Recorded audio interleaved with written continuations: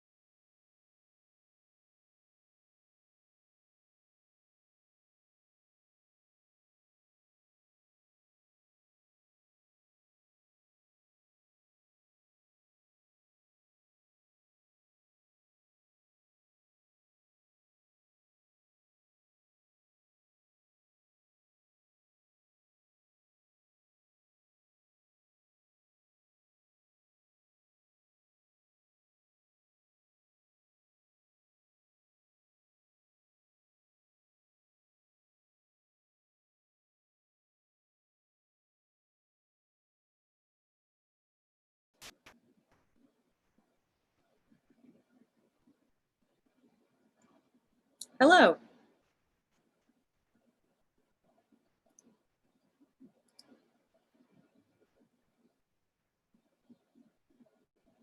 All right, so welcome everybody. This is going to be really silly. Hello. Hello. Whoa. Took that long just to stream it there. Better than, all right. So. Welcome everybody. This is going to be really silly. Hello. Whoa. Took that long just to stream it there. Is my air conditioner far too loud? I hope it's not because I can't turn it off. It's too hot outside. This is going to be really silly. Oh.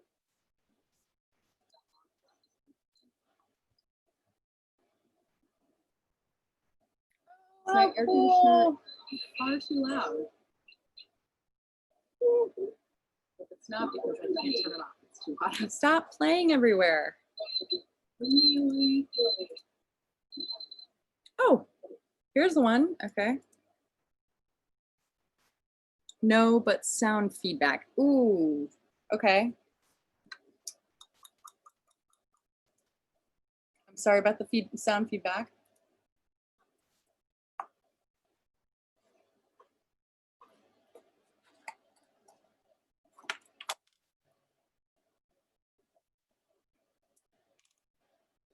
Let's try this. Stand by for all call. Unmute yourself. Thank you, everybody. This is really okay.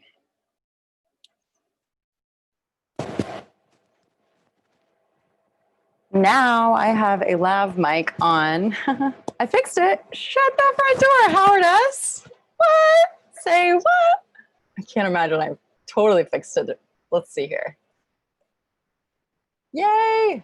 Everybody, welcome to Battery Day and Investor Day. Battery Investor Day.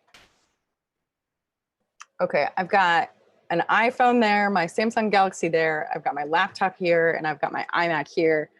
Far too much going on for my already overloaded ADHD brain. Plus I have my 2 sandwiches I need to eat. So I think I'm gonna put the laptop back here.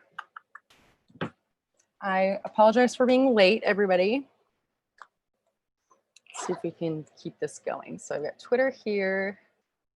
I can delete this. And then I can delete this. Okay. Hopefully I'll be able to share my screen here shortly. So let's open up a new window. I'm gonna pull up. I don't believe that it's streaming yet.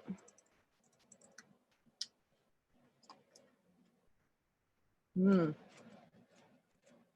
know, peanut butter sandwiches, they never get old. Oh, boom. Okay. In 7 minutes. Perfect timing. I cannot hear myself. I'm not sure I'm going to be able to hear the audio either. So,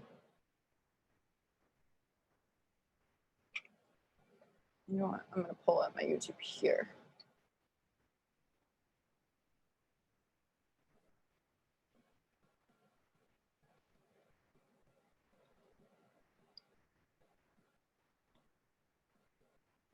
There's an ad. Sorry about the ads, guys and girls. I really need to make a few dollars so I can finish paying my rent for the upcoming month. I mean, pay it in full. There it is. This is gonna be funny. It's already funny. Sorry about the ads, guys and girls. Can I see comments? No.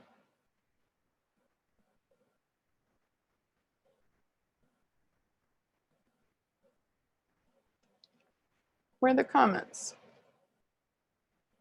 Someone please comment.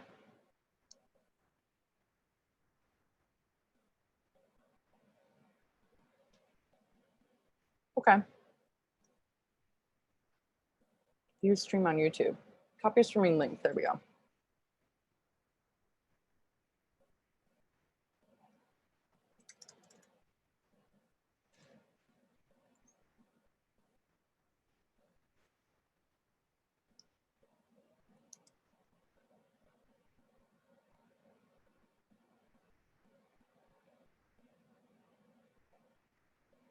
Cool. People are posting on Twitter.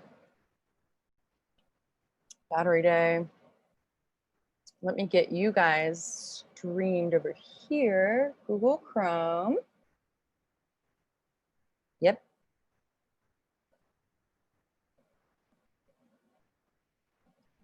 All right.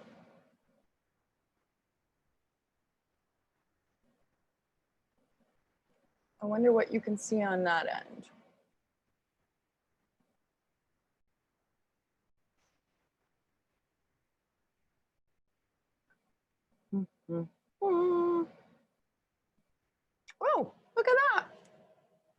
it's working. Oh my Kirsh. Wish I knew how to do it. Okay. So you should be able to see me flip back and forth. I'll close that out.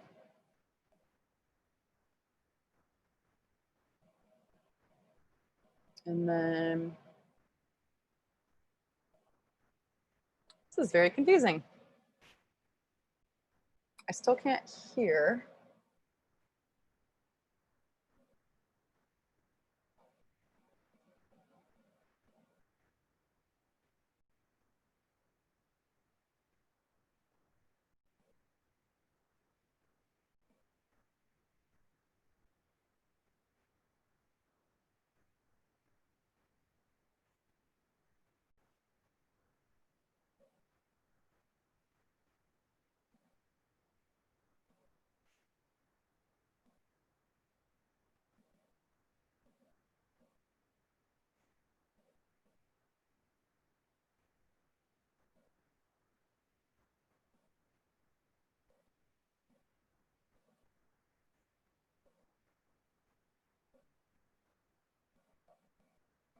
Okay, that should be it.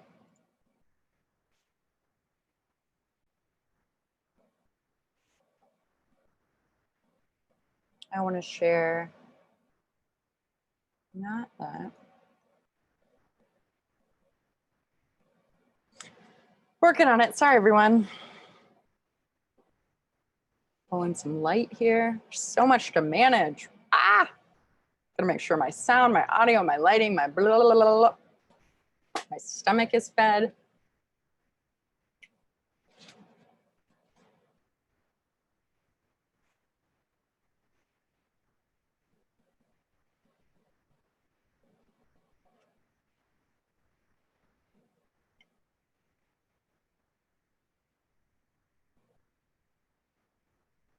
There we go.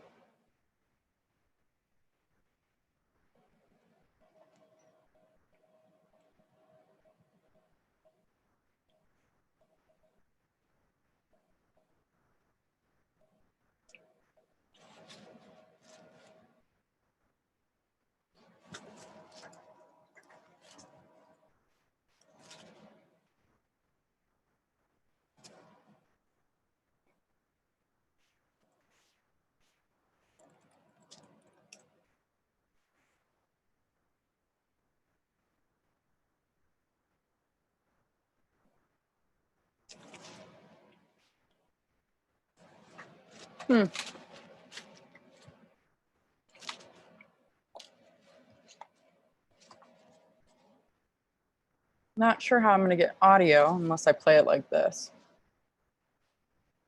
From my other machine. What am I doing wrong here? Oh, the landscapers are here. That's what the vibrating noise is. At the rental property that I live at. They hire landscapers, but they don't seem like they really do much. If you go look at the yard when they leave. I'm not the landlord. 1 minute, 10 seconds. You guys hear me?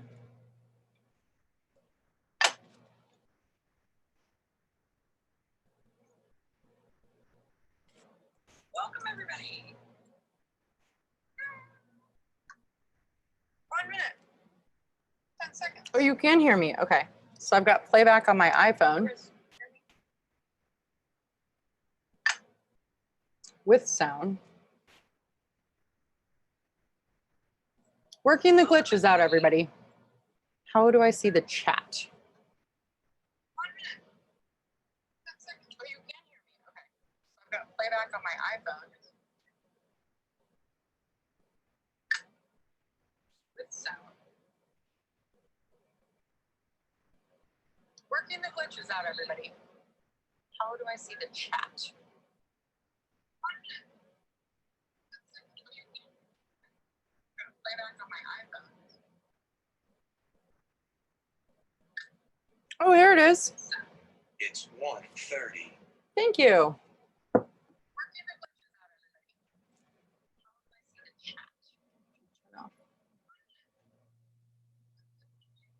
We got the limiting factor.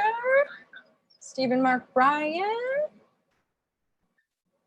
there it is. It's 1:30. Thank you. 15 seconds. Now I have sound feedback again. Sweet. What are we doing? We're trying to get this figured out. Oh, you can hear me, Caroline. Hello. Stephen Mark Bryan. Okay. You can hear me. You can see me. Can you see my, you can see, 15 seconds. yes, you can see Now the I have Tesla sound screen. feedback again. Sweet. Okay, I'm What gonna, are we doing? We're trying to get this figured out. Oh, you can hear me, Caroline. I'm gonna stop that because I can see it up there. It's all gonna work out. I'm recording there. Look at my key light. Not my key light, just my filler light. It's from Harbor Freight. It's just an LED wand. I bought it for $7. Who's stoked for battery day? Oh, I need to press play. Sorry, everyone. I can't hear it.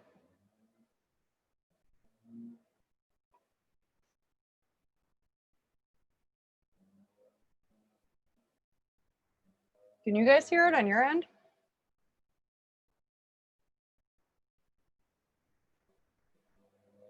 Okay, thumb up. Thank you, everybody, for the feedback. I can't hear it. I wonder how I would be able to hear it.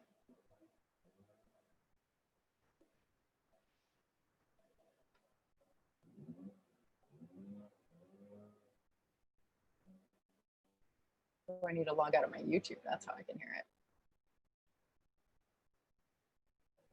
On this machine. Oh, look at the dig mode. I love dig mode.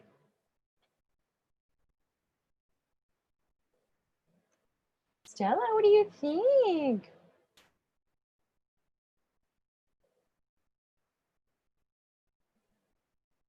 I don't think they have audio at all yet. It's not you. Hey, Zach 3D Prince, what's up? Thanks for stopping by. You have your own channel and you're here. I appreciate that. Okay, I'm signed out over here, so let's see if it'll let me hear.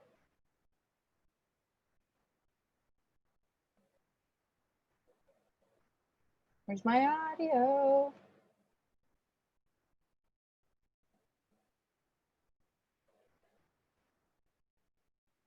The original stream doesn't have sound. Sweet. How about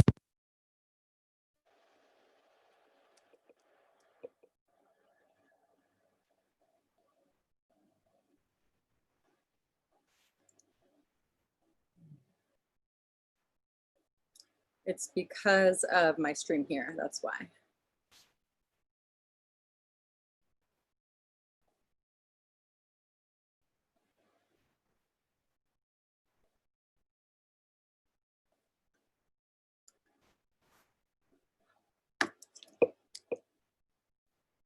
I appreciate you supporting. Okay, let's see here. Record without, no, unmute myself. Stand by, everybody. I promise I'll get this back. Share computer sound. Nope. Yes. And hello. Nope. You're not quite live if you want to skip to the present. Gotcha.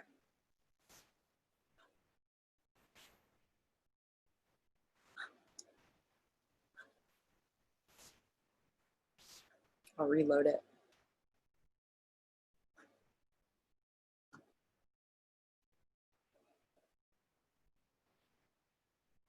I don't know if my internet is fast enough to do the playback without it skipping everywhere.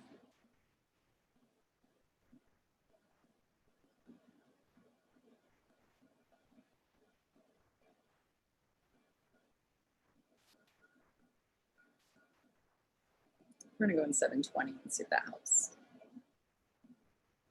I'm unplugged.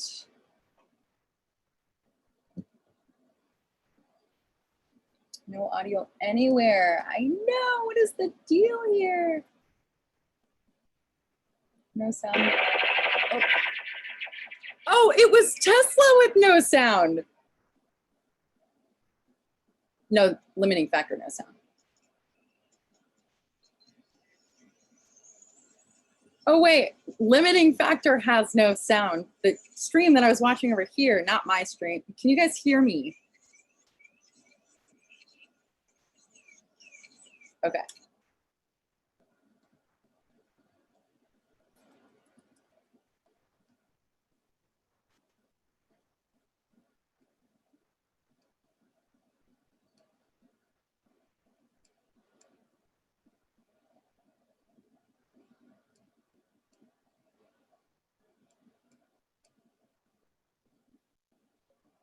Oh, everybody's having problems. Whoo! Oh my gosh. YouTube, is YouTube overloaded? Okay. I'm a tech person. I should be able to know this stuff, but let's see.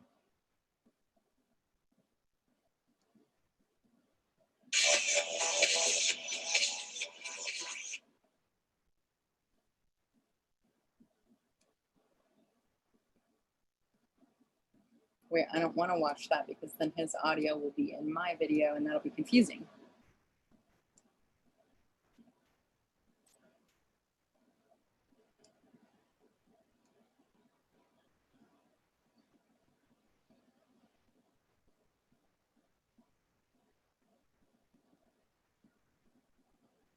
I'm in for a 1,000,000-mile battery life under $100 per kilowatt hour live stream.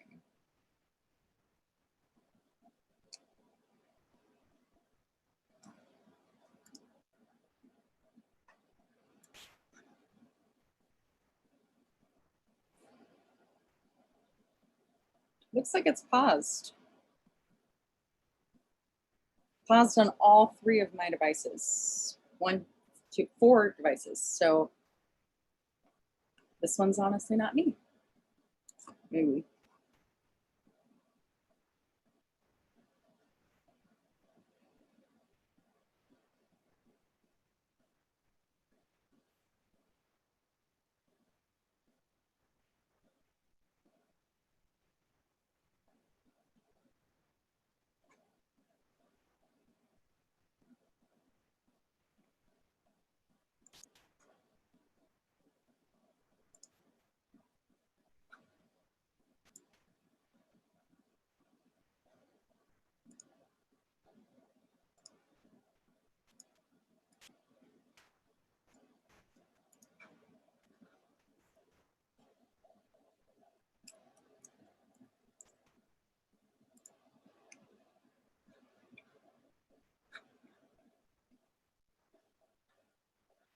I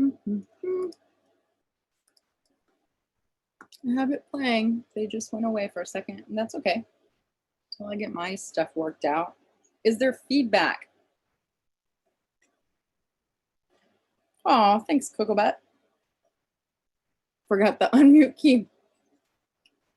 So if I plug this microphone into my computer, you'll hear me better, but we'll lose audio on the actual computer. I could play it from my outside computer, which is right here. Okay. I could play it from here, but it's going to be not great audio. So we're going to try that first. Maybe. And the landscapers are hitting the wall. Computer.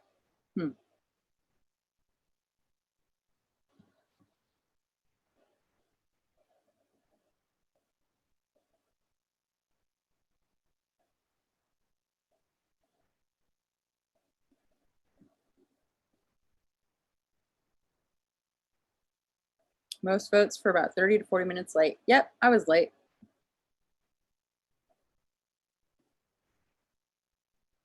Oh, you mean them, Tesla. Oh, I'm good. Thanks, everybody. Okay.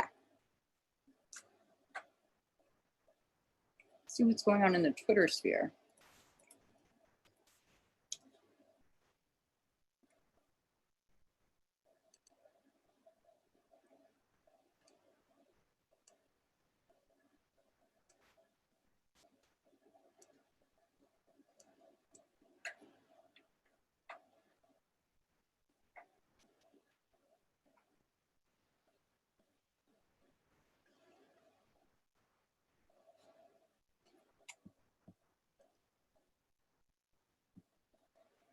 Thanks everybody for being here. I hope this goes okay.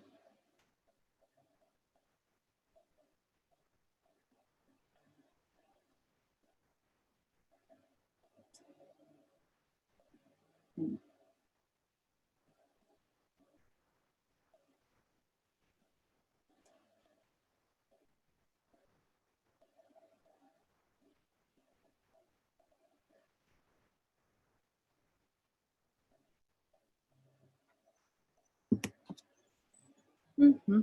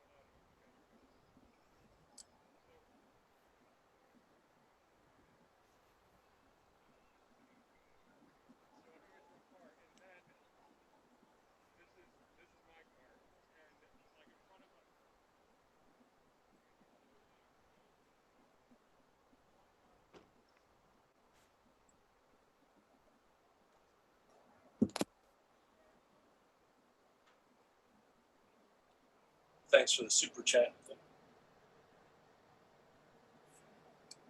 Oh, here somebody comes. Let's get it going here.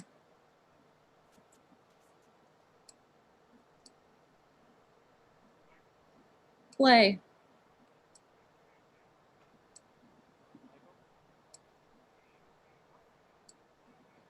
You guys hear audio? Good afternoon, everyone. Woo! Welcome to Tesla's 2020 annual meeting of stockholders. We're really Good afternoon, everyone. with us today. Welcome to Tesla's 2020 annual meeting of stockholders. We're really excited that you could be here with us today. Let me turn my captions on. My name is Al Prescott. I'm Tesla's Vice President of Legal. Welcome to Tesla's There'll be two parts of today's meeting. stockholders. First, the formal part of the meeting will get out of the way, which will cover the 7 items that stockholders have been asked to vote on. After the voting, I'll introduce Tesla's co-founder and CEO, Elon Musk, who'll give a presentation about the company update and year in review. And then following the conclusion of the stockholder meeting, we'll start our separate Battery Day event. As you guys can hear it. At this time, I'd like to thank the members of the Tesla team and our board, especially those who were able to make it out here in person today, What is that? as well as to our representative from PricewaterhouseCoopers, Tesla's independent auditor, who's also here. But before we begin, I'd like to introduce you to Robin Denholm, the chairwoman of Tesla, who would like to say a few words remotely. These grays. Sounds good? Yay!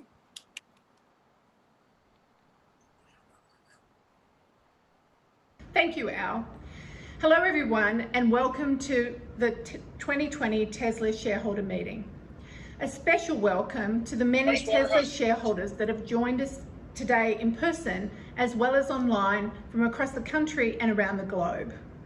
I wanted to start today's proceedings by thanking you, our shareholders, for your tremendous support over the last year, and especially to those of you who have been with us through our journey over the past 10 years since the company's IPO in 2010. While we have stayed true to our mission of accelerating the world's transition to sustainable energy, in many ways, our company has evolved beyond recognition over the past decade, and that is a great thing. In fact, the pace of developments and the evolution of Tesla has further accelerated over the past 15 months since I last addressed you in June of 2019. You'll hear more about many of the specific achievements from Elon later in the agenda, but I would like to take this opportunity to thank all of our Tesla employees across the globe who have done a tremendous job of executing and staying focused on delivering for our customers and shareholders as the world has gone through one of the most challenging periods in our lifetimes. As a board, we have always taken a long-term view. We have made decisions and supported decisions made by the management team that may not have seemed obvious at the time, but are delivering and will continue to deliver breakthrough results. But it's also important to remember why we do this. As a company, we are focused on addressing one of the biggest environmental challenges of our generation: how to accelerate the world's transition to sustainable energy.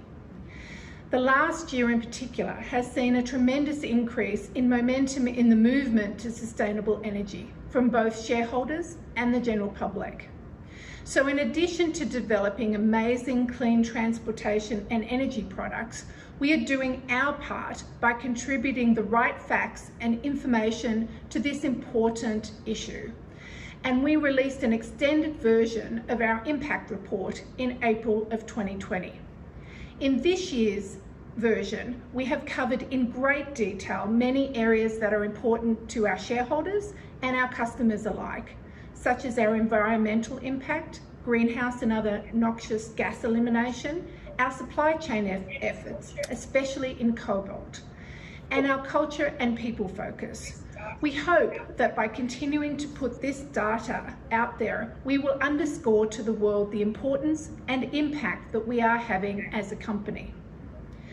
Lastly, continuous feedback and input from our shareholders is essential for us to do our jobs, and I would like to thank you for your support in this regard.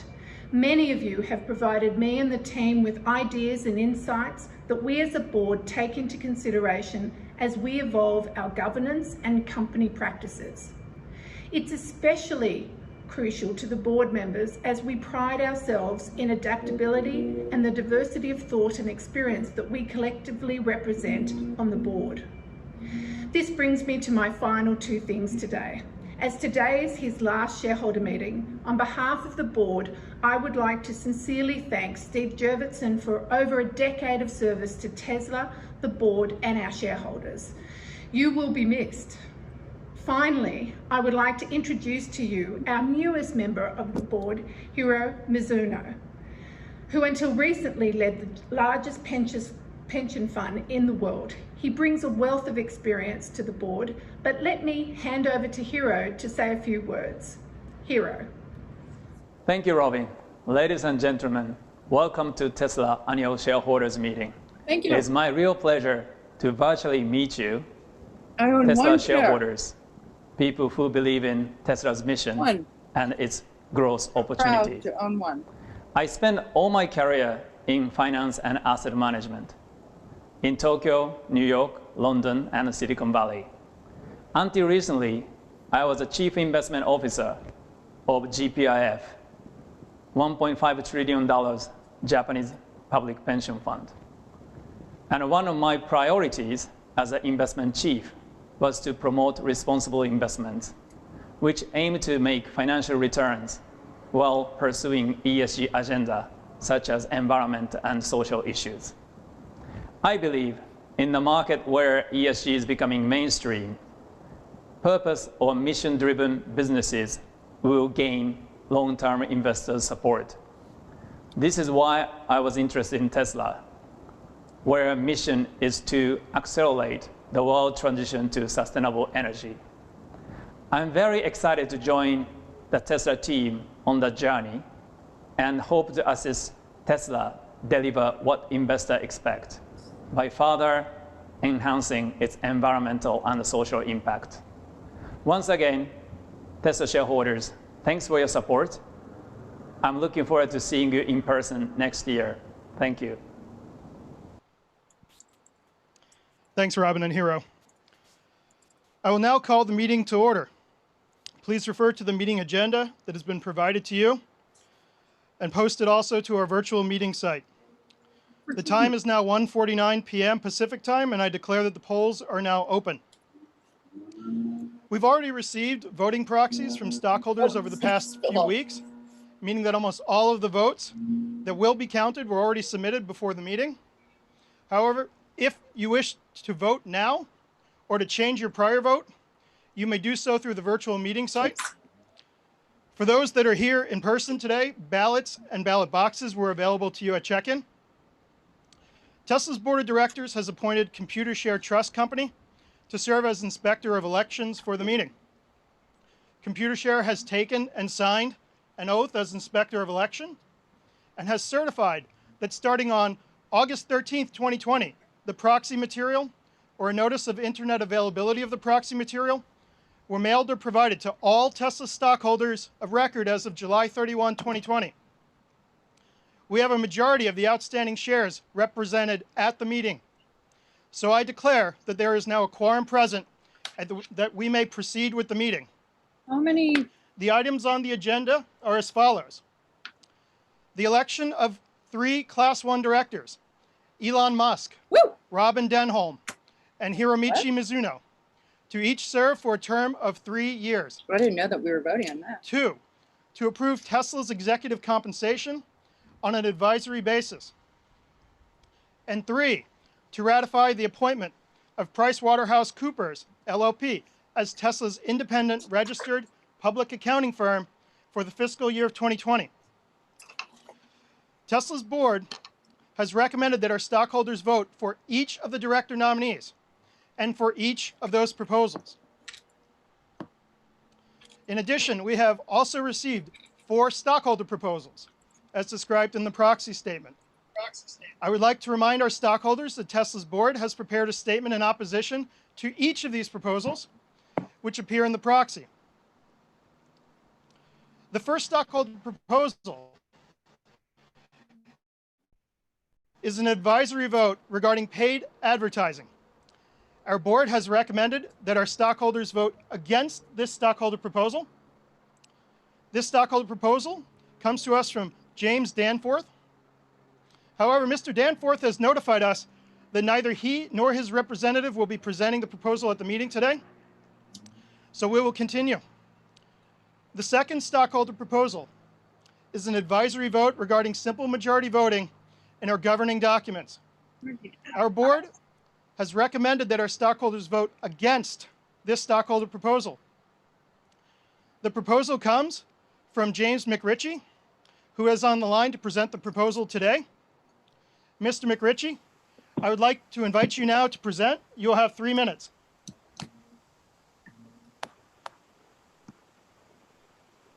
I'd like to thank the board for holding such an innovative hybrid meeting during these difficult times. Proposal number 5 basically asks for a majority voting standard to amend bylaws. I first introduced a proposal on this subject I didn't know at the that that's how they 2014 were going to have to Tesla do it. meeting. Supermajority provisions are generally used to entrench incumbent directors and managers. Academic research finds that reducing such devices is associated with higher returns. The board's opposition statement argues they tried to adopt a majority standard last year, but shareholders rejected it. However, 99.6% of shares voted for the proposal. Only 0.4% voted against it. The problem was that a little more than 35% of shares went unvoted. The vast majority of retail shareholders often don't bother to vote. Since only 65% of shares were voted, we didn't achieve the 66.67% necessary to overturn the current supermajority bylaw. Look at It all appears the proposal failed primarily for 3 reasons. One, the board put forth less than robust arguments in favor. 2, they added confusion with another proposal to reclassify the board not into a single class, that's the norm, but into 2 classes, elected in alternating years. Third, the board also failed to make a substantial effort to solicit votes in favor. Also, please consider this proposal in context with other poor corporate governance provisions at Tesla. First, shareholders can only remove directors for cause. What that basically means is the director has to be caught in criminal activity for shareholders to remove them. Second, because the board is divided into 3 classes, shareholders can only hold individual directors accountable every 3 years. And third, shareholders cannot call special meetings, nor can act by written consent. I hope you will agree. Corporations should not be democratic free zones. Vote for proposal number 5 so that 33% of shares cannot overrule the wishes of 67%. Thank you. Thank you, Mr. McRitchie. We'll now move on to our third stockholder proposal, which is an advisory vote regarding reporting on employee arbitrations. Our board has recommended that our stockholders vote against this stockholder proposal. This proposal comes from NIA Impact Capital, whose representative, Kelly Hall, is on the line to present the proposal today. Ms. Hall, I'd like to invite you to go ahead and present. You'll have 3 minutes. Thank you, Super Heavy. Hello, I'm so my glad. name Thank is you. Dr. Kristen Hope, and I'm the founder and CEO of NIA Impact Capital. Love your I messages formally and move eating. Proposal 6. This resolution requests that Tesla's Board of Directors oversee the preparation of a report on the impact of the use of mandatory arbitration on Tesla's employees and on its workplace culture.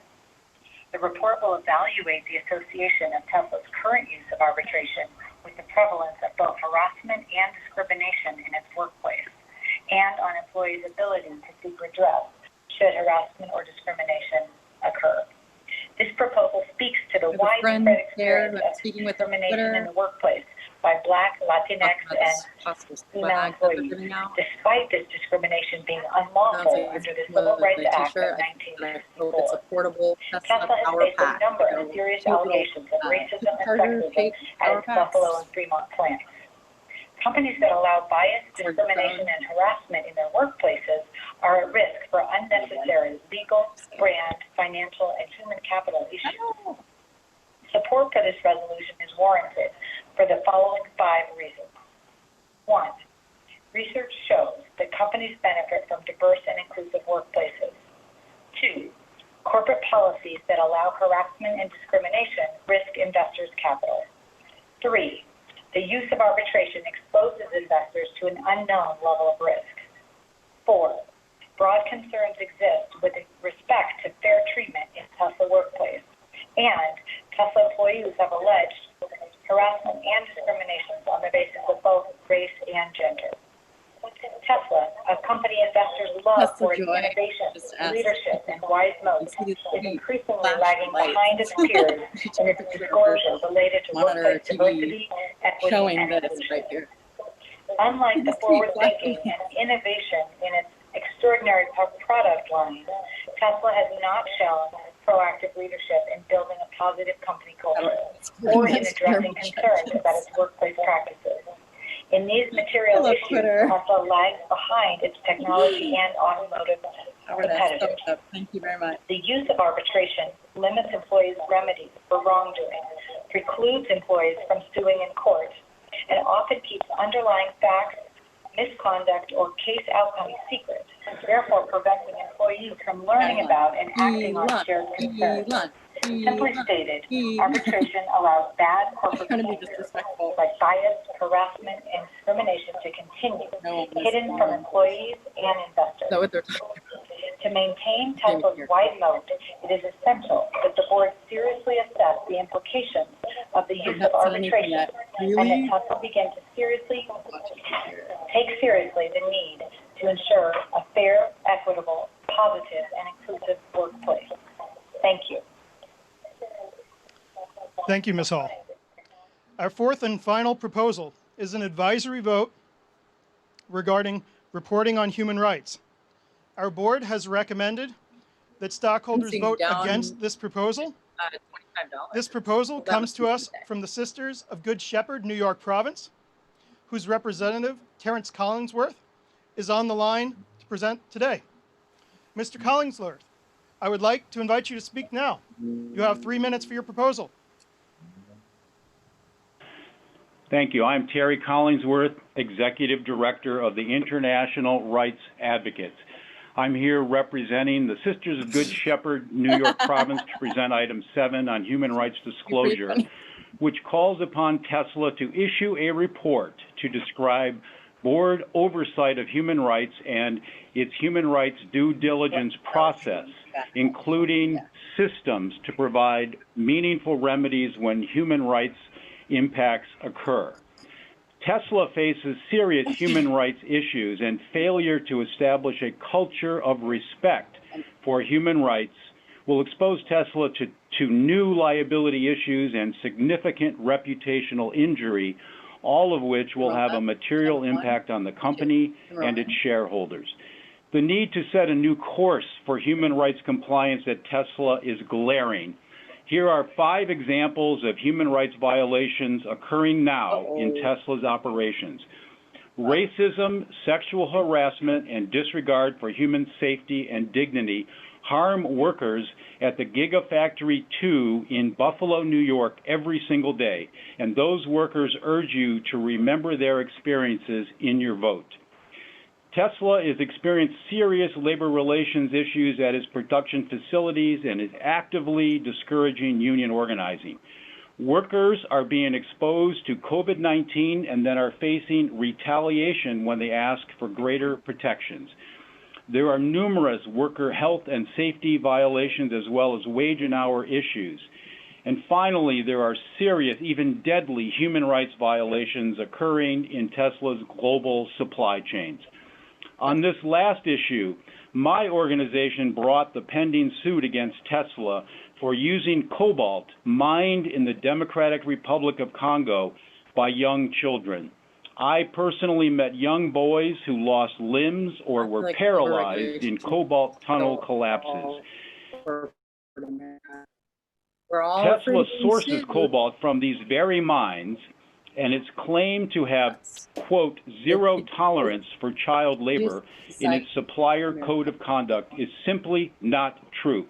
Tesla is not only tolerating child labor in its cobalt supply chain, it is tolerating the death and maiming of young child miners.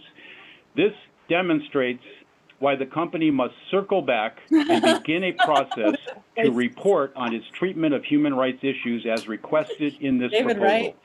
I think consumers will have zero tolerance for a company that is exposed as being indifferent to killing and maiming child miners. We are hopeful that Tesla's innovative spirit can be brought to bear on making human rights a priority at the company. For example, if Elon Musk cared about implementing a zero-tolerance child labor policy, instead of having a useless paper policy, Tesla could employ satellites or drones at every mine it sources from to actually monitor child labor. I encourage all Tesla shareholders to vote for Item 7, Human Rights Disclosure. Thank you for your attention. Thank you, Mr. Collinsworth. At this time, I'd like to thank our stockholders for all of their active participation in today's meeting and for those who just presented on the line. I'd also like to read some of the comments that have been submitted by you over the course of the meeting. The first comment comes from Michael Overbaugh. I take great pride in the fact that we haven't had to stoop to the level of what advertising represents to get where we are today. I'd hate to give in to that kind of temptation now, when we're so close to becoming a household name that's based solely on our merit alone. But if assets do end up having to be set aside for marketing, I'd like to suggest that rather than shoving ads down the customers' throats, we establish some sort of hardcore nationwide campaign and event with the goal of getting as many people as possible behind the wheel of a tank. It's well known how far just doing that alone goes to converting people into fans.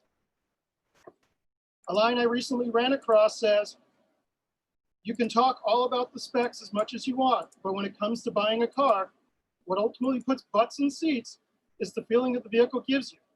By demonstrating that Tesla clearly has both the specs and the feeling, what more needs saying? Our second comment comes from the United Steelworkers on behalf of the Clean Air Now Coalition of Western New York by Sabrina Liu.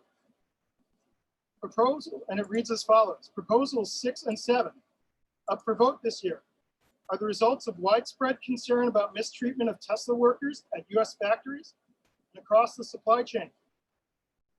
is clear that Tesla is not interested in addressing the harm Is you see my desktop? to their workers, as their board is advising shareholders to vote against the proposal. We're urging all shareholders to vote in favor of proposals 6 and 7. And on behalf of our workers at the United Steelworkers here in Western New York, and for Tesla employees across the country and across the global supply chain,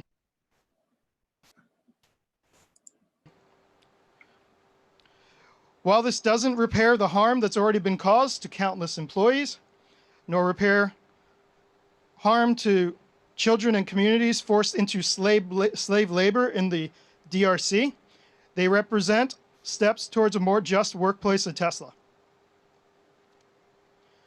This concludes all of the comments. Thank you all for your participation in the comments.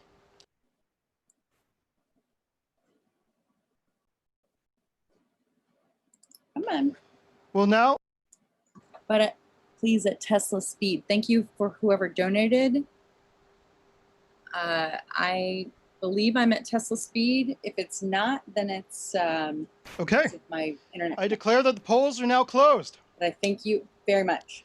So based on the proxies that we have previously received, I'd like to announce on a preliminary basis that our stockholders have approved the recommendations of Tesla's board on all agenda items, other than the stockholder proposal for an advisory vote regarding simple majority voting in our governing documents. After the final tabulation is completed, we'll formally announce the results of the voting by filing Form 8K with the SEC within 4 business days of today. This now concludes the official business of Tesla's 2020 annual stockholders meeting, which is now adjourned. Next, we will have a company update and a year in review presented by Elon. And then we will start our Battery Day event. During the course of those following sessions, we may discuss our business outlook and make forward-looking statements. Friendly note. Such statements are predictions based on our current expectations. Actual events or results could materially differ due to a number of risks and uncertainties, including those disclosed in our most recent 10-Q filed with the SEC. These forward-looking statements represent our views as of today. They shouldn't be relied on after today, and we disclaim any obligation to update them after today as well. We will now continue with the company update and year in review. And it's my pleasure to introduce Tesla co-founder and CEO, Mr. Elon Musk. Is this royalty music? Yeah! Cool shirt. Is it a zebra shirt? Hi! Hey, everyone. Oh, it's the Battery Day shirt. Well, I mean, this is definitely a new approach. We got the Tesla drive-in movie theater, basically. It's so weird. It's good to see everyone. It's a little hard to read the room with everyone being in cars, but it's the only way we can do it. So hopefully it's cool, and hopefully you can hear me. Can you guys hear me? Yes. Woo-hoo! Okay. All right, great. That's so awkward. All right, well, thanks for coming.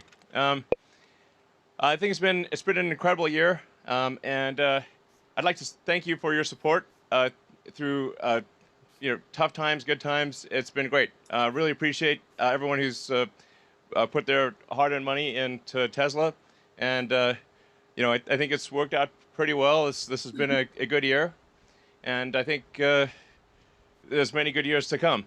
So I'll go through the sort of the shareholder presentation, I think, fairly quickly, because the sort of real main event here is Battery Day.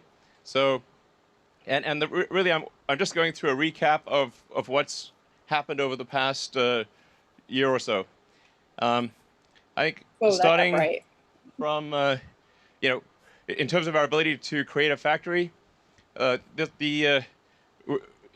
huge kudos to the Tesla Shanghai team for being able to go from literally a dirt pile to volume production in 15 months. You can hear me. Thank you very much. Yeah. Hong Kong.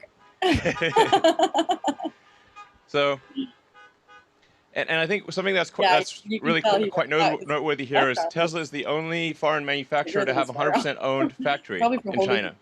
So this is often not well understood or not appreciated, but to have the only 100% owned foreign foreign factory in China is a really big deal, and it's paying huge dividends here. So we really wouldn't have the results that we have had this year without the great efforts of the Tesla China team. So I'm super appreciative of that. And we'll see the Shanghai factory continue to scale quite a bit from where it is right now. I think we really could expect that to be, over time, a factory that produces over 1 million vehicles a year. Yeah, I can't hear him. It's cool. So Get a microphone. let's see. So volume, we also reached in the past year volume production of the Model Y, and this was the smoothest launch that we've ever had. So I think we're definitely getting better at new vehicle launches and building factories and scaling production. As you've heard me say before, it's the hardest thing is scaling production, especially of a new technology. It's insanely difficult. Making a prototype is relatively easy. You know that from Nicola. And if I think like what is the real achievement of Tesla in sort of car company terms, it's like it wasn't making sort of exciting prototypes. It was that Tesla was really the first company in about a century in the U.S. The first U.S. company in the U.S. to reach volume production and be sustainably profitable. Like the crazy thing is this has really not happened in 100 years. That's the actual super hard part. In volume production, S3XY. So also the toughest joke I think maybe ever. It was a very difficult joke to make. So we also introduced the lowest cost solar in the U.S. It's only $1.49 a watt, and we really just simplified the whole chain of the whole value chain. So reduced sales and advertising, got rid of a bunch of unnecessary costs, and really are just relying upon the fact that it's just the lowest cost, most efficient solar in the U.S. Providing both retrofit and the solar glass roof, which I think is a really great product, a hard product to make work, but it will be a major product line in the future. And we also got 4 consecutive quarters of GAAP profitability, which was very difficult. Yeah. So, and certainly a testament to the hard work of people at Tesla. I mean, to do this in extremely difficult times against a wide range of adverse circumstances was insanely hard. But we got it done. So, and I think the future is looking like I think very promising from sort of an annual profitability standpoint. Well. So, in order to achieve, in order to sort of do well financially, you really need economies of scale, and you need ideally the best technology. And I think we've had the best technology for a while, but now we are also achieving economies of scale. So, and we're also rapidly improving autonomy, which is a massive value add to each car. So, you know, I think the value of Tesla is going to be like total, just on the vehicle side, total vehicles produced times the value of autonomy. That's a way to think about the future value of Tesla. We also have consistent free cash flow generation. This is really important for growth. And a key element here is tightening up the time from when a car is ordered to when it is built and delivered. So for a company that's growing rapidly, it's extremely important to tighten the supply chain and to have from when parts arrive, put it into a car very quickly and deliver the car very quickly to the customer. And if you can do that inside the sort of your kind of payables timeline, then the faster you grow, the more cash you have. Or conversely, if you're unable to do it within your payables timeline, the faster you grow, the less money you will have, which is obviously bad. It's for a capital-intensive situation. So just tightening up and having the parts move very quickly to the factory, put it in a car, get it to a customer, makes a massive difference to cash flow generation. And I mean, that's why it's extremely important to have a factory in each continent. Because if you don't at least have a factory in the continent, it is impossible to achieve this. So having a factory in China that's able to serve China, and then soon many other countries in the region will be key to us tightening that total sort of chain of cash flow and getting it, essentially the faster we grow, the more cash. This is really important. That's also why it's important to have Giga Berlin complete, because then we'll have a factory in China, factory in the U.S., and soon a second factory in the U.S. in Austin, and a factory in Europe. And I mean, even for Giga Texas in Austin, even if we had exactly the same costs as in California, it would still be advantageous to do it there because it's roughly 2/3 of the way across the U.S. So in terms of delivering cars to the central U.S. and to the East Coast, it's just faster, costs less, and it fundamentally improves our economics. So I think this is also maybe something that's not fully appreciated of just how important it is to have a factory at least on the continent or reasonably close to where the end customers is, so you can tighten that whole chain. Industry performance. We've while the rest of industry has gone down, Tesla has gone up. And I think this speaks to. Thanks. Wait, I have an idea. And so I'd like to thank all the customers for taking a chance on Tesla and buying our product, and really hope you're enjoying it.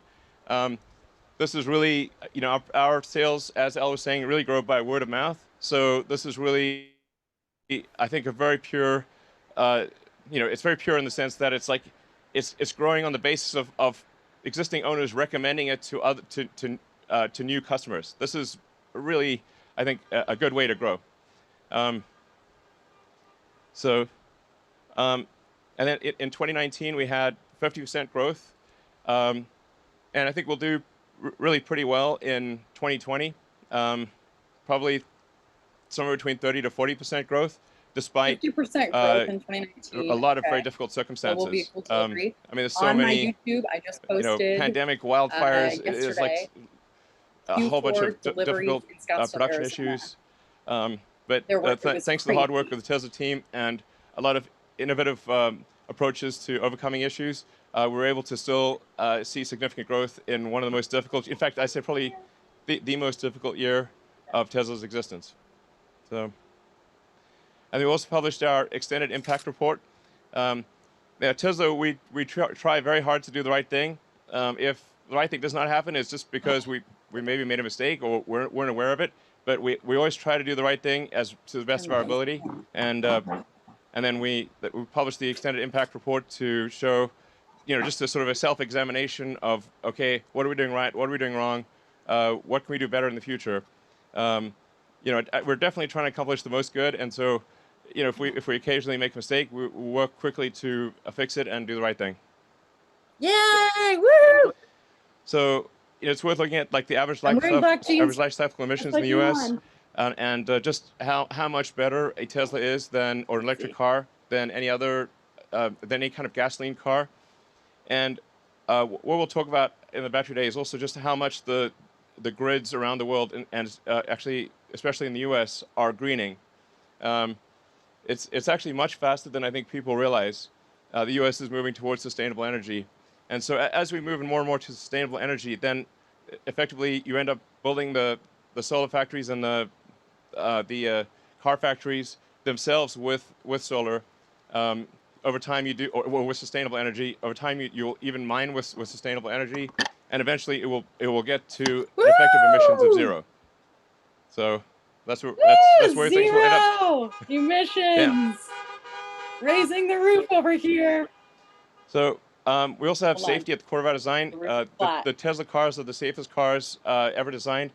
We have the lowest probability of injury of any cars ever tested by the U.S. government, and that's just passive safety. When you add active safety into that, it's even better. So it's really, if safety is important to you, which obviously it is, the safest car you could drive is a Tesla. So. I think some people aren't aware of this, but it's really safety is paramount. It is actually the #1 design objective when we build a Tesla is safety. Our factories are also becoming safer, and if you look at the sort of accidents per total vehicle made, it's dramatically better than in the past, and it's already better than industry average, and we're confident we can get it to the best in the auto industry. Autopilot functionality continues to improve. Hard to read the room. And you can see it in the safety report that we publish every quarter. It's just getting better and better. The U.S. average for collisions is at roughly 2.1 per million miles, and with autopilot engaged, it's 0.3. I mean, this is a profound difference. It really massive, and this will get even better. So we're confident that over time we can get the probability of an accident, especially the probability of injury, to 10 times better than the industry average, like an order of magnitude better. So that's just a lot of lives saved and a lot of injuries avoided. So that's a huge priority for us. On the autopilot front, I think it's kind of hard for people to judge the progress of autopilot. Like I'm driving. I as a matter of course, I've always done this. I drive the bleeding edge alpha build of autopilot, and so I sort of have insight into what is going on. Previously, about a couple of years ago, we were kind of stuck in a local maximum. So we're improving, but like the improvements kind of sort of. I don't know. We were quite cool still getting trapped in a local maximum. Possible. And so we had to do a fundamental rewrite of the entire autopilot software stack, and all of the labeling software as well.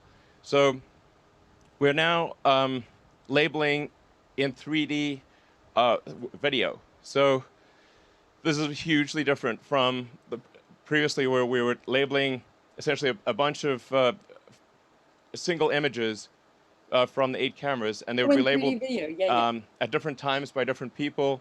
And some of the labels, you literally can't tell what it is you're labeling. So it basically made it sort of in some cases impossible to label, and the labels had a lot of errors. Now, with our new labeling tools, we label it in video. So we actually label entire video segments, and the system, so you get basically a surround video thing to label, and no big deal with the surround video and with time. So it's now taking all cameras simultaneously, and looking at how the images change over time and labeling that, and then the sophistication of the neural nets in the car and the overall logic in the car has improved dramatically. I think we'll hopefully release a private beta of autopilot, or the full self-driving version of autopilot in I think a month or so, and then people will really understand just the magnitude of the change. It's profound. So Hong Kong. yeah. Anyway, so you'll see it's just like a hell of a step change. But because we had to rewrite everything, labeling software, just the entire code base, it took us quite a while, and the sort of new sort of, I call it like 4D in the sense that it's 3 dimensions plus time. It's just taken us a while to rewrite everything, and so you'll see what it's like. It's amazing. Yeah, it's just clearly going to work. Tesla core competencies, we've got engineering, obviously. But also manufacturing. I think manufacturing is underappreciated in general, and the difficulty of designing the machine that makes the machine is vastly harder than the machine itself. David, right? So, don't worry about it. Yeah, do it all the time. No big designing, deal. like making a Model 3 or Model Y or a Cybertruck prototype is really quite trivial compared to designing the factory that makes it.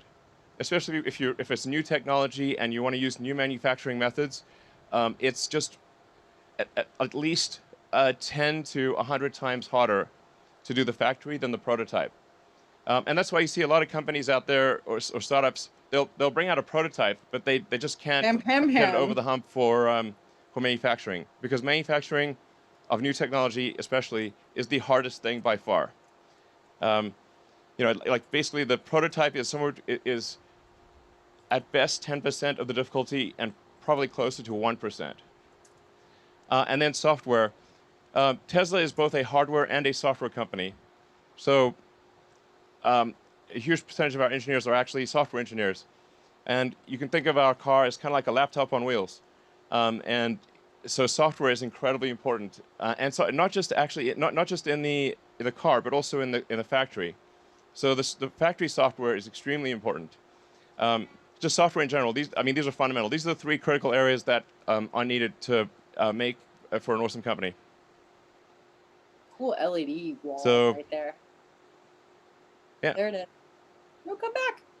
So we have now we'll soon have 3 new factories incremental on. Well, we have one already on 3 different continents. Shanghai.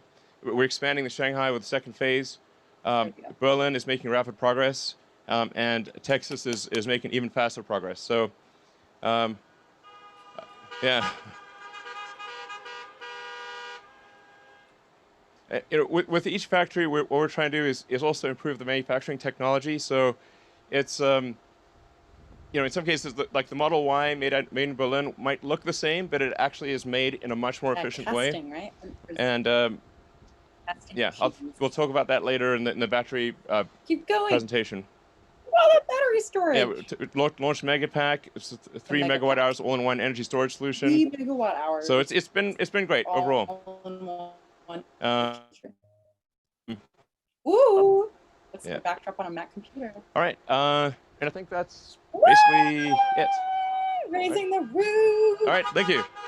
Hong Kong. All right. Well, thanks everyone for coming, and we'll be back in a little bit to go through the battery stuff. And there's a little bit more in addition to the battery stuff. We got a few extras as well. So I think you'll really like what we have to say on batteries. The battery stuff we're going to talk about is truly revolutionary and essential to Tesla's goal. The fundamental good of Tesla. It's like if you look back in history and say what good did Tesla do? The good will be to by how many years did we accelerate sustainable energy? That's like the true metric of success. You know, it matters if sustainable energy happens faster or slower, and so that's really like how I think about Tesla and how we should sort of assess our progress. You know, by how many years did we accelerate sustainable energy? And what we're going to talk about with batteries and a few other things will really explain how we're going to make a step change improvement in the acceleration of sustainable energy. Thank you. Hong Kong, Hong Kong, Hong Kong. Beep, beep, beep, beep. I think Elon's going to come back out. Hi, folks. That was great. We're going to take a short break before we begin the Battery Day event. So stay tuned. If you're local and here in the audience today, you can feel free to get out of the cars and stretch your legs. But try to stay near the cars because we're going to begin promptly in a little bit. But I've had to have rented a Tesla. Look at all those people. Hi.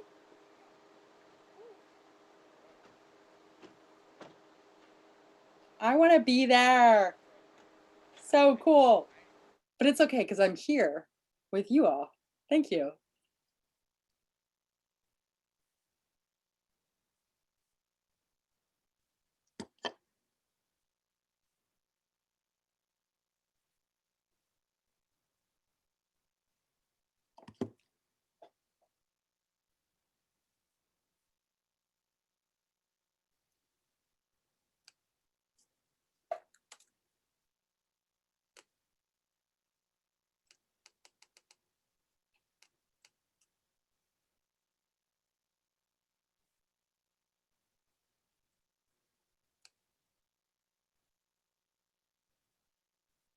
Oh, I think I see Amy.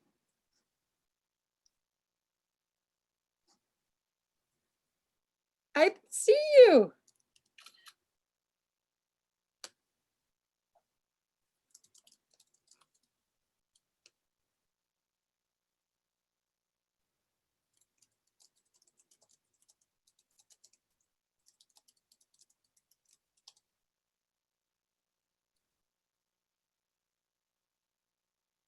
There she is.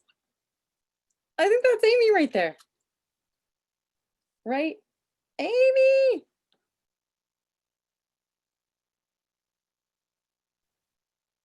Oh, taking photos of Elon? That's so cool. Is that Kristen right there in the black hat?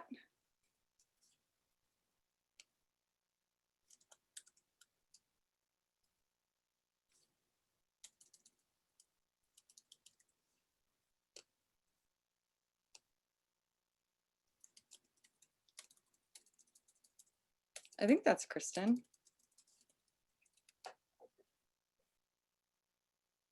There's Kristen.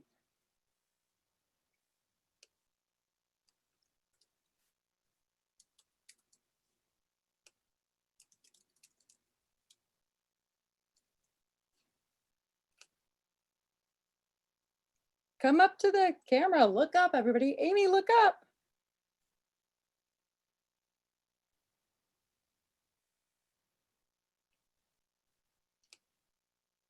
Who else is there? Kim, are you there? I know you're there. I saw your, there she is. Kim, I think you're in the second row. Hi.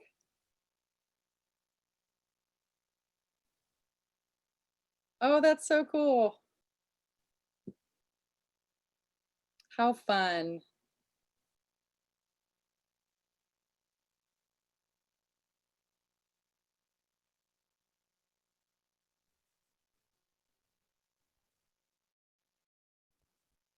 They have to keep walking, keep moving. Let's see.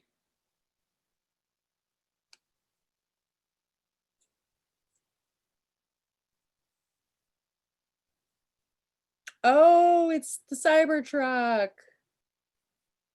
Cool.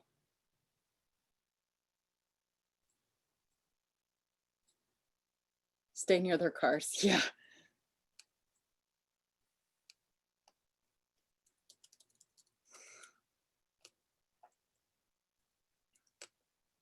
Amy, I see you.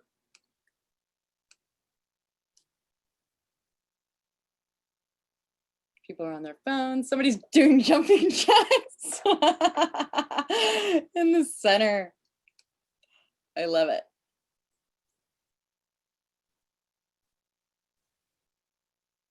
Should have brought a change of clothes. Funny. Good one, Omar.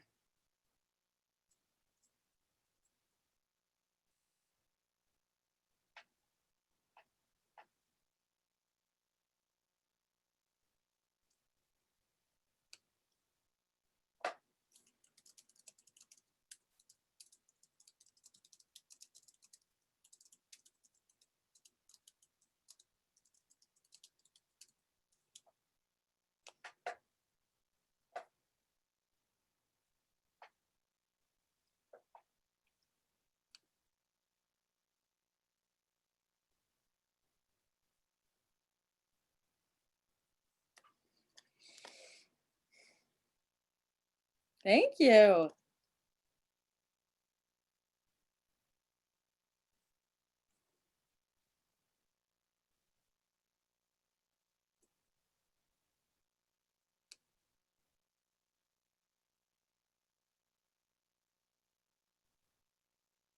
I really need to use the restroom, but I don't want to miss this part because they get to actually interact with the camera.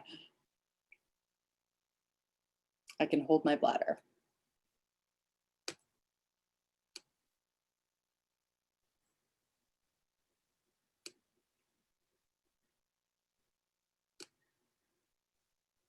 Yep, I see you.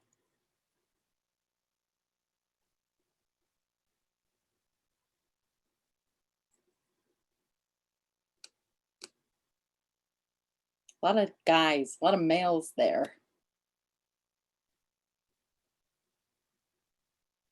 Must be chilly. I like the guy on the pole on the right-hand side of the screen who just got up on the pole to get a higher perspective. That's totally what I would be doing. I'd be scaling that pole to the top.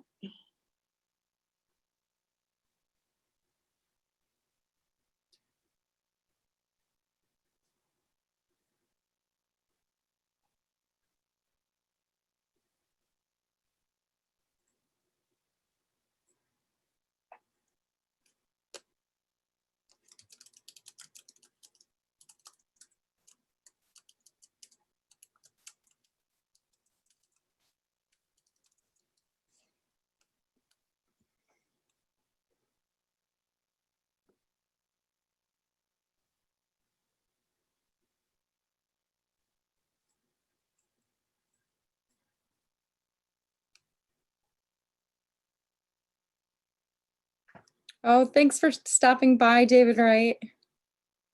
Tesla needs more, yeah. Run, just run. Okay, I'm gonna do it. I'll be back.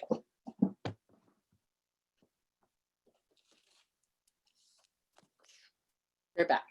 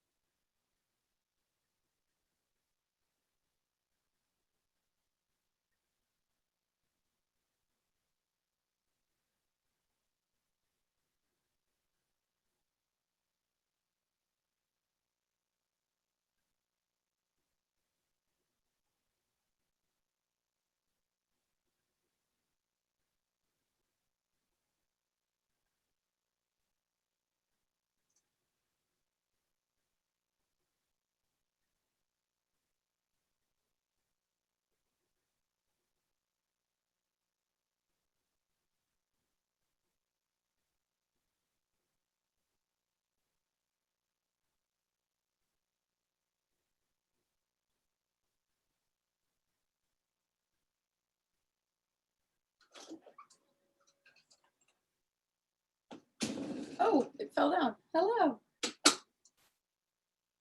I'll take a picture of this right now.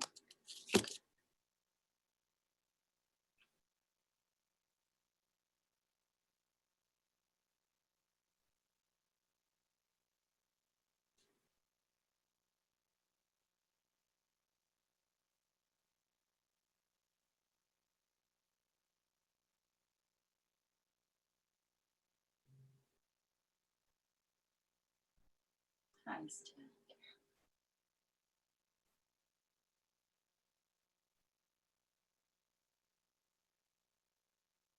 Cool.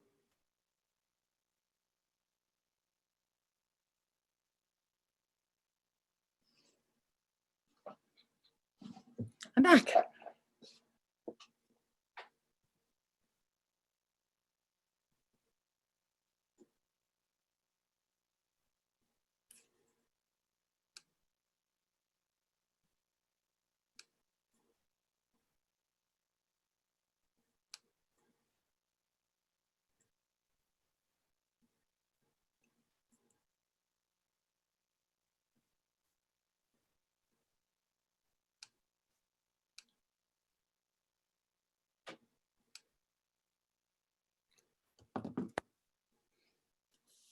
Did they get that battery t-shirt?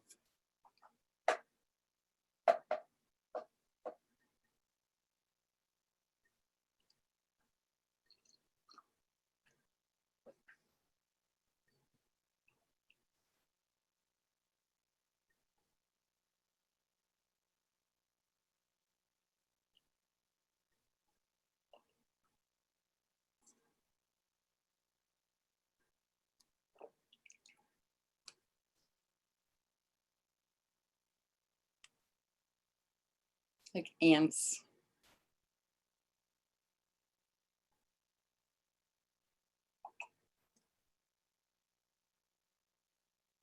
Those are all Model Ys, no?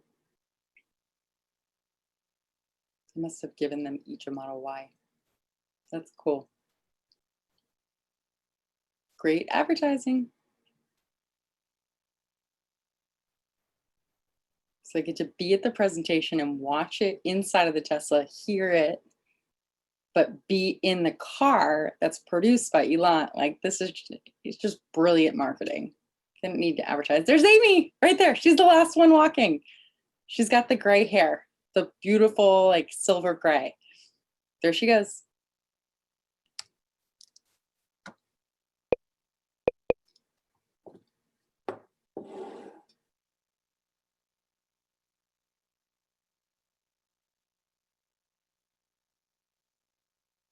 I did. I don't hear sound. Oh, September 9th? Oh, that's because of the fires.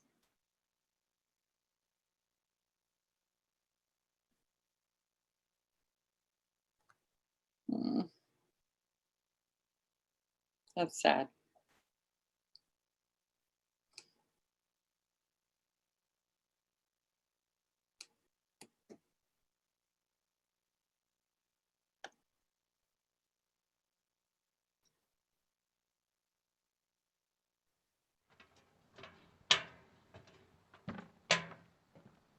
There he comes. Wow. I want that t-shirt. Hello. Hi. Hello, everyone. Honk, honk, honk. Hi. Sure. Thanks, Elon. Oh, hi. I'm Drew Baglino, SVP of Powertrain and Energy Engineering at Tesla, and I'm incredibly excited to talk about what we've been doing at batteries here at Tesla. Great. Clicker. So let's see, you got the clicker? Yeah, I've got the clicker, yeah. Okay, I'll take it at first, perhaps. Sure. So obviously the issues we're facing are very serious, with climate change, and we're experiencing these issues on a day-to-day basis. It's incredibly important we accelerate the advent of sustainable energy. Time really matters. This presentation is about accelerating the time to sustainable energy. So the past 5 years were the hottest on record. We have what looks like a wall for CO2 ppm. Carbon monoxide. It's obviously, this time is not like the past. It's really important that we take action. Running this climate experiment is insane. So, especially when it's just a transitory one anyway. Yes. We're going to run out of these fossil fuels. Let's just move to the future and not run this experiment any longer. Yeah. Honk, honk, honk. You got it. Okay. So anyway, there is a lot of good news though. A lot of people may not be aware that wind and solar comprise 75% of new electricity capacity in the U.S. this year. So this is a really major. So the grid is going sustainable very, very quickly. Now it's also worth noting that the length of time that power plants last is on the order of 25 years. So get closer to even if 100% of energy generation was sustainable, it would still take 25 years to convert the grid. And it's also worth noting that in the past 10 years, power production from coal has dropped in half. So it went from 46% of electricity in 2010 to 23% in 2020. So this is a massive improvement. So good things are happening on a lot of levels. Yeah. We just need to go faster. So in terms of Tesla's contribution, we've delivered over 1 million electric vehicles, 26 billion electric miles driven, and many gigawatt hours of stationary batteries, 17 terawatt hours of solar generated. So I think solar is sometimes underweighted at Tesla, but it is a massive part of our future. The three parts of a sustainable energy future are sustainable energy generation, storage, and electric vehicles. So we intend to play a significant role in all three. So to accelerate the transition to sustainable energy, we must produce more EVs that need to be affordable and a lot more energy storage while building factories faster and with far less investment. So goal number one is a terawatt-hour scale battery production. So Tera is the new giga. And a terawatt is 1,000 times more than a gigawatt. So we used to talk in terms of gigawatts. In the future, we'll be talking in terms of terawatt hours. So this is what's needed in order to transition the world to sustainability. I have terabyte drives. Yeah, and you can see we're talking about 100x growth in batteries for electric vehicles to achieve this mission. And we are going to get there. It's just a matter of how fast, and our intention is to accelerate it. Yeah. You basically need on the order of roughly 10 terawatt hours a year of battery production to transition the global fleet of vehicles to electric. And the average vehicle lasts 15 years, so we're talking about 150 terawatt hours, give or take, to transition the whole all vehicles of all types to electric. Yeah, so it's a lot of batteries, basically. Okay. Yeah, so. And then on the grid side, we have a similar mountain to climb, 1,600 times growth from today's grid batteries to go 100% renewable on the grid, and to take all of the existing heating fossil fuel uses in homes and businesses 100% electric. Yeah. And this number, I think, matures, and as countries with high populations industrialize, we could see this number be even more. But let's say it's like roughly 20 to 25 terawatt hours per year, sustained for 15 to 25 years to transition the world to renewable. That's a lot. This is a lot. That's a lot. Yeah. So today's batteries can't scale fast enough. They're so just too small. Batteries. For Giga Nevada, 150 gigawatt hours per year is like what we probably expect to make out of there. But this is really pretty small in the grand scheme of things. That's only 0.15 terawatt hours.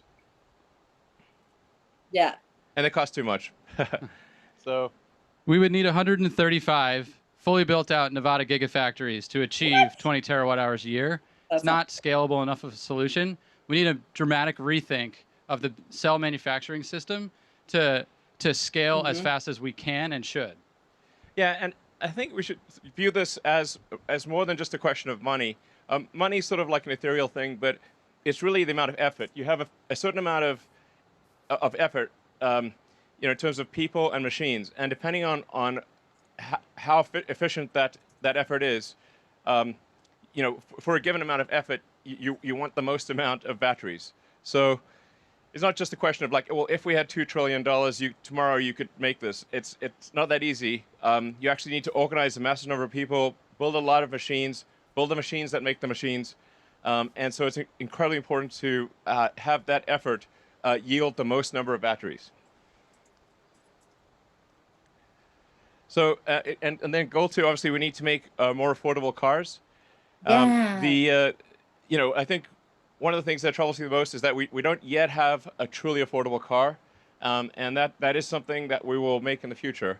But in order to do that, we've got to get the cost of batteries down. We've got to make, and we've got to be better at manufacturing, and we need to do something about this curve. The curve of the cost per kilowatt hour of batteries is not improving fast enough. So we've given this a lot of thought over many years to say, okay, how can we radically improve the cost per kilowatt hour curve? It's been somewhat flattening out, actually, in recent years. So early growth was promising, but you can see we're kind of plateauing.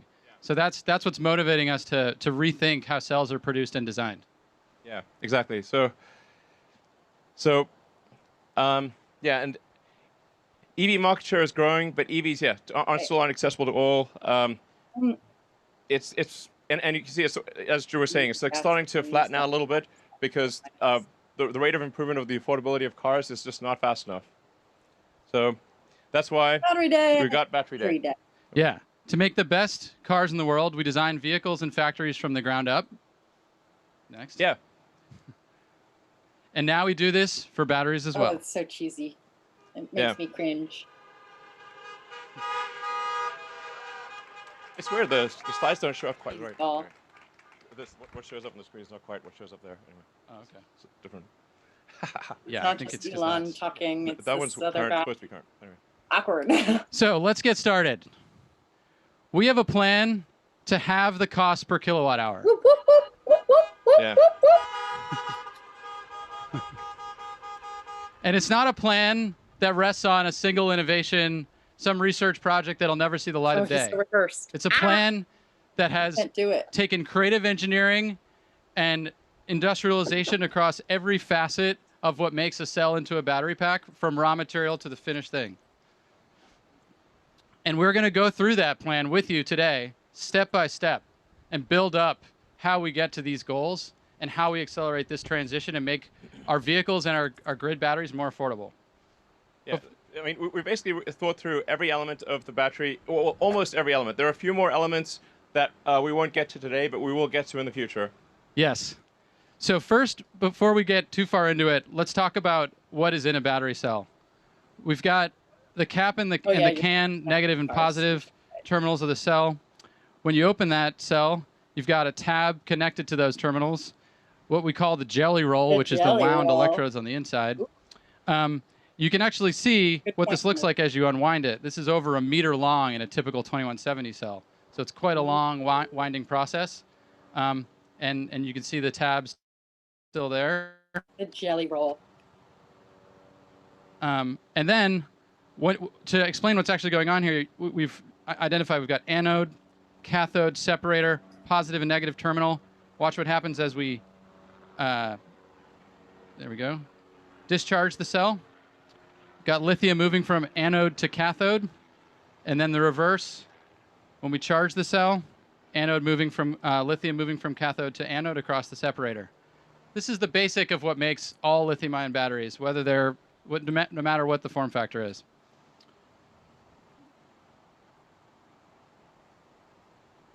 And when we look at what's happened to date, at least in our products, we've moved from the 18650 form factor to the 2170 form factor through great collaboration with our partners, Panasonic, new partners like LG and CATL, and probably others in the future.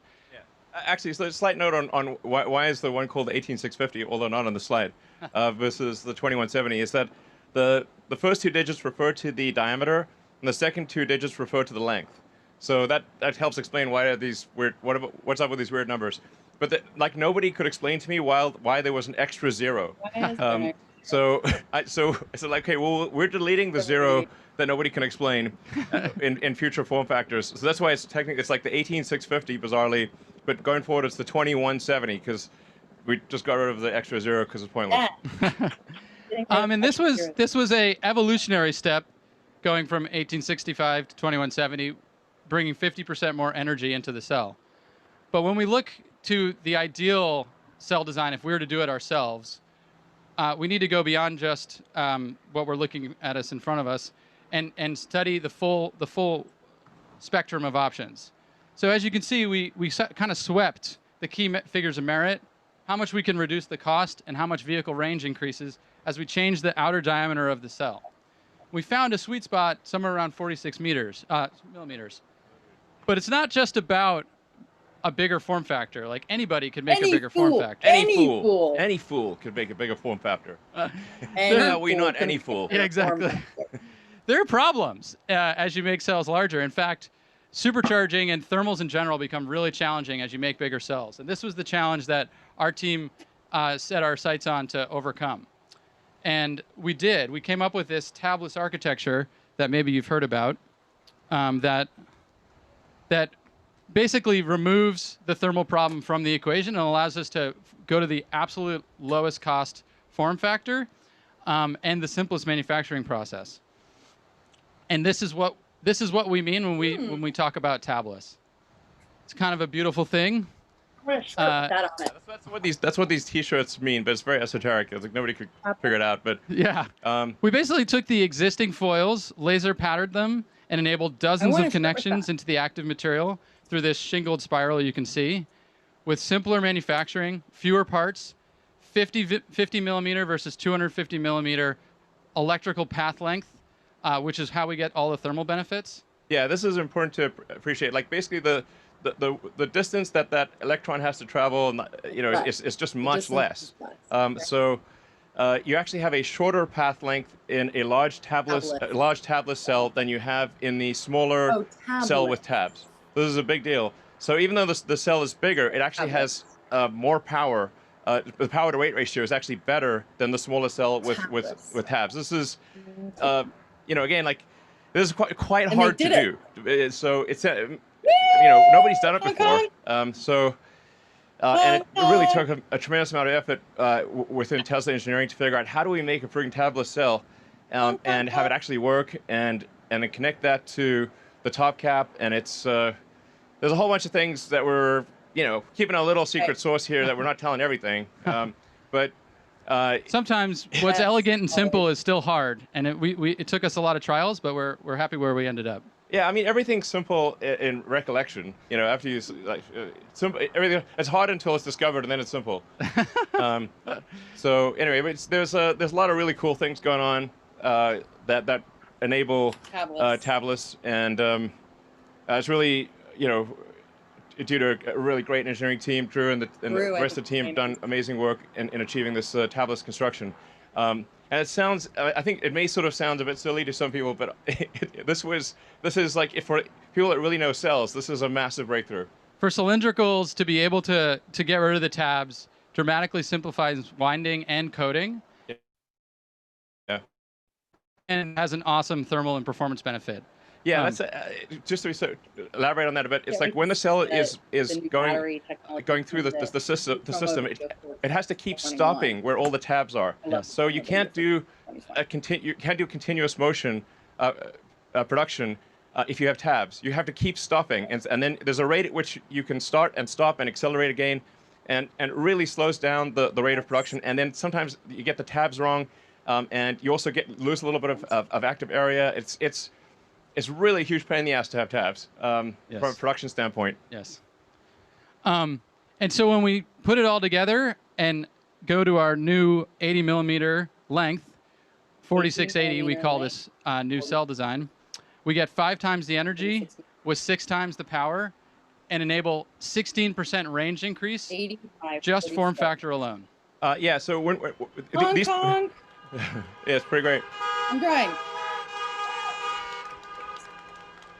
And just to clarify that when we see these plus 16% or whatever the percentage range increases, these are the amounts due just to that particular innovation. Yes. So we'll list a whole bunch of innovations, and then when you add them up, you get a total improvement in energy density and cost.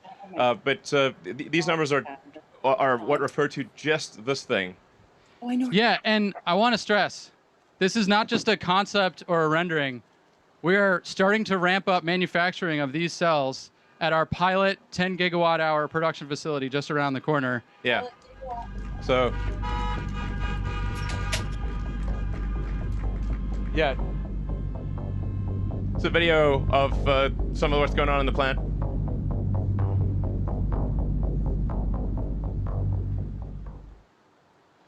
Now, I mean, to be clear, it will take about a year to reach the 10 gigawatt hour capacity. So this is important to appreciate. Like when you build a factory, there's a certain capacity that you design to, and then it takes some period of time to actually achieve that capacity.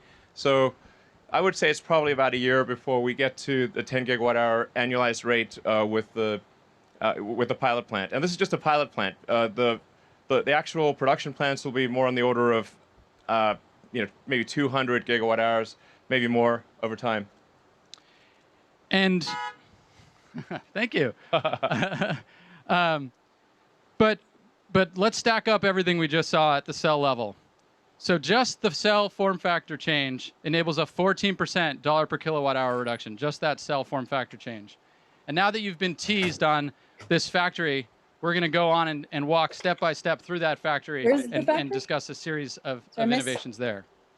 I missed the factory? When thinking about the ideal cell factory, we have inspirations behind us in the paper and bottling industry, where from humble beginnings, over a century of innovation has enabled mass scale, continuous motion, unbelievably low manufacturing cost.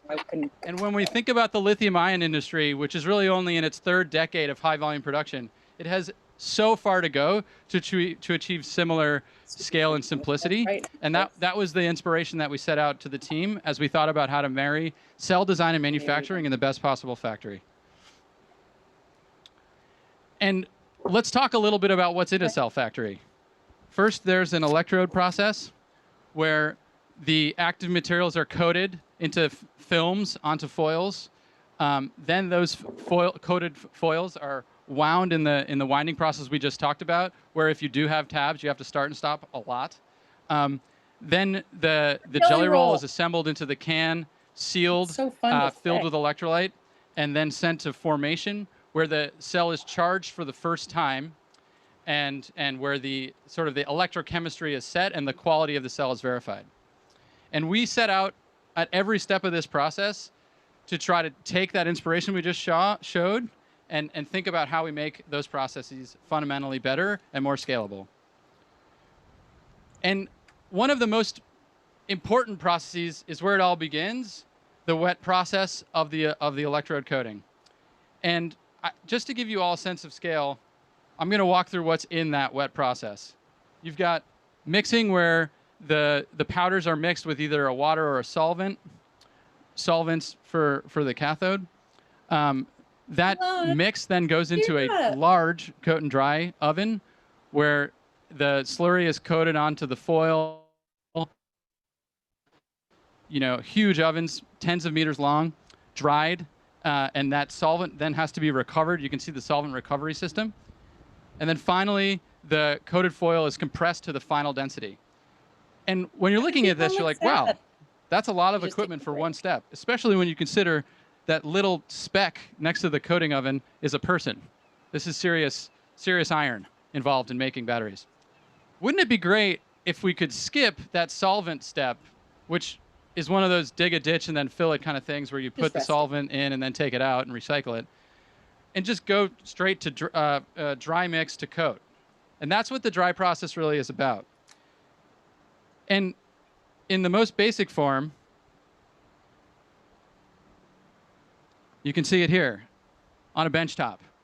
Literally, powder into film. As simple as that. I mean, it's hard. Just to be actually. clear, it's hard. Just to be clear. You know, if this was easy, everyone would do it. So it's not like dry coating electrode is actually easy. It's actually very hard to do what appears to be a simple thing. And it's worth noting, like, you know, we did acquire Maxwell as like a little over a year ago, I guess. And you know, it's certainly a good company and everything, but the dry coating they had was like, is like sort of, I would call proof of concept. Since the acquisition, we've actually revved the machine that does the dry coating 4 times. So we're in revision 4 post-acquisition of the machine, and there's still a lot of work to do. So I would not say this is like completely in the bag. It's still a lot of work to do, and you know, as you go from like benchtop to lab to pilot to volume production, there are actually major issues that you encounter at every level. It's not like, you know, you make something work on your bench and bingo, now you can make a bazillion of it. Absolutely. It's insanely difficult to scale up. Yeah, but if you do scale it up, yeah, what you saw before becomes this. Yeah. So you can see the motivation. A 10 times reduction in footprint, a 10 times reduction in energy, and a massive reduction in investment. But as Elon was saying, simple is hard. Yeah. Yeah, I mean, to be clear, I would like to not say that right now it's just totally working. It's close to working, but it's not, even now at the pilot plant level, it is close to working. Well, it's fair to say it does work, but with not a high yield. Yeah. So we're still ironing out the kinks, but we've made tens of thousands of cells, thousands of kilometers of electrode. I mean, we are on the 4th generation of the equipment, so we've learned a lot along the way. Yeah. I mean, it is super demanding because every atom has its place if you want to deliver the energy density and the cycle life and the supercharging. Yeah. But we're confident that we will get there, but it will be a lot of work along the way. There's a clear path to success, but a ton of work between here and there. Yep.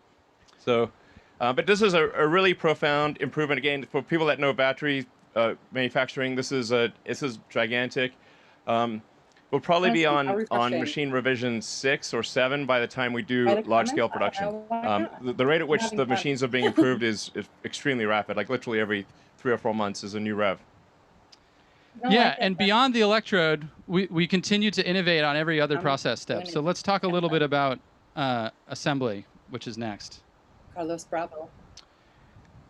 The key to a high-performing assembly line is accomplishing processes while in motion, continuous motion, and thinking of the line as a highway, max velocity down the highway, no start and stop, no city driving. Exactly. No stoplights and traffic lights or anything. You want the highway. I want the highway. Yeah. And together with our internal design team that makes this equipment and designs this equipment, we coupled thinking about how to make the best cell with thinking about how to make the best equipment so that we could accomplish the fastest parts per minute rates on all of these tools.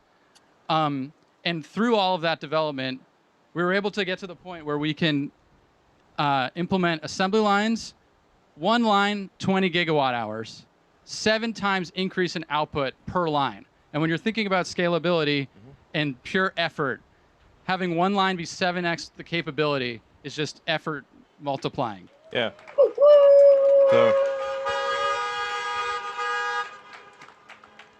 yeah, you can sort of think about like the sort of the fundamental physics of a factory or something. Like, I think it's actually quite a lot like the rocket equation, where you've got basically in the rocket equation you've got your exhaust velocity and then the log of the start to end masses. So it's basically saying, how fast are things going and what percentage of the factory volume is doing useful work. And conveyance does not count as useful work. So only the value-added steps. Yeah, if you break the factory down into cubic meter sections and say, or smaller, it could be like 1 liter sections, and say, is a majority of this volume doing useful work? You'd be astounded at how bad most factories are. They're like maybe 2 or 3%, including our factory in Fremont. So I think it is possible to get to at least 10 times that volumetric efficiency. So more like 30% ish, maybe more, and be 10x better, which means the factory can be 10 times smaller. And then the other thing is how fast are things going through the factory? It's like speed and density. The faster you go, like if a factory that's moving.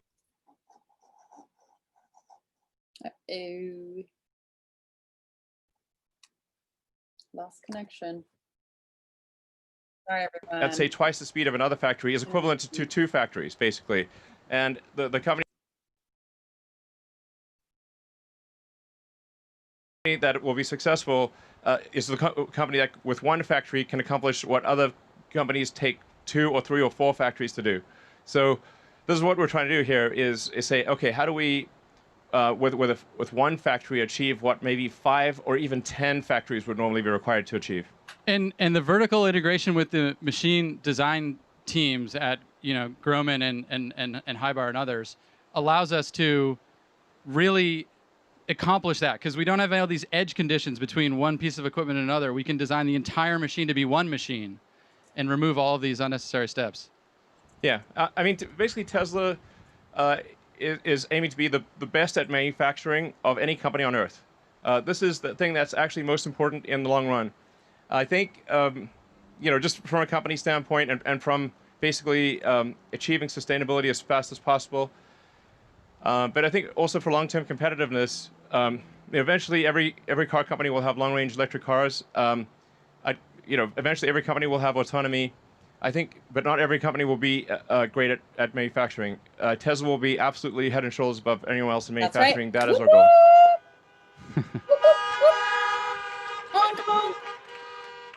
Manufacturing is hard, and hard problems are fun to solve. Okay, now let's talk about formation. In a typical cell factory, formation represents 25% of the investment. And what is formation? It's charging and discharging cells and verifying the quality of the cell. Turns out we've charged and discharged billions and billions of cells in our vehicles, so we know a thing or two about that. The typical formation setup is you charge and discharge each cell individually. In our car, we charge thousands of cells at once. And we took our principle and our power electronics, leveraging Powerwall, vehicle battery management systems, and others, to dramatically improve the formation equipment cost effectiveness and density. 86% reduction in formation investment, 75% reduction in footprint. So.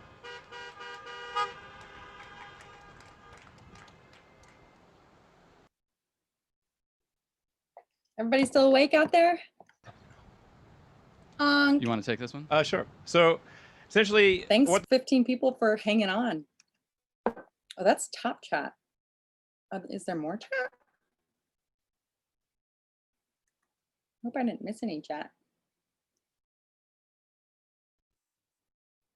This translates to, based on what we know today, is about a 75% reduction in the investment per kilowatt hour or gigawatt hour. It's just basically 4 times better than the current state of the art to the best of our knowledge.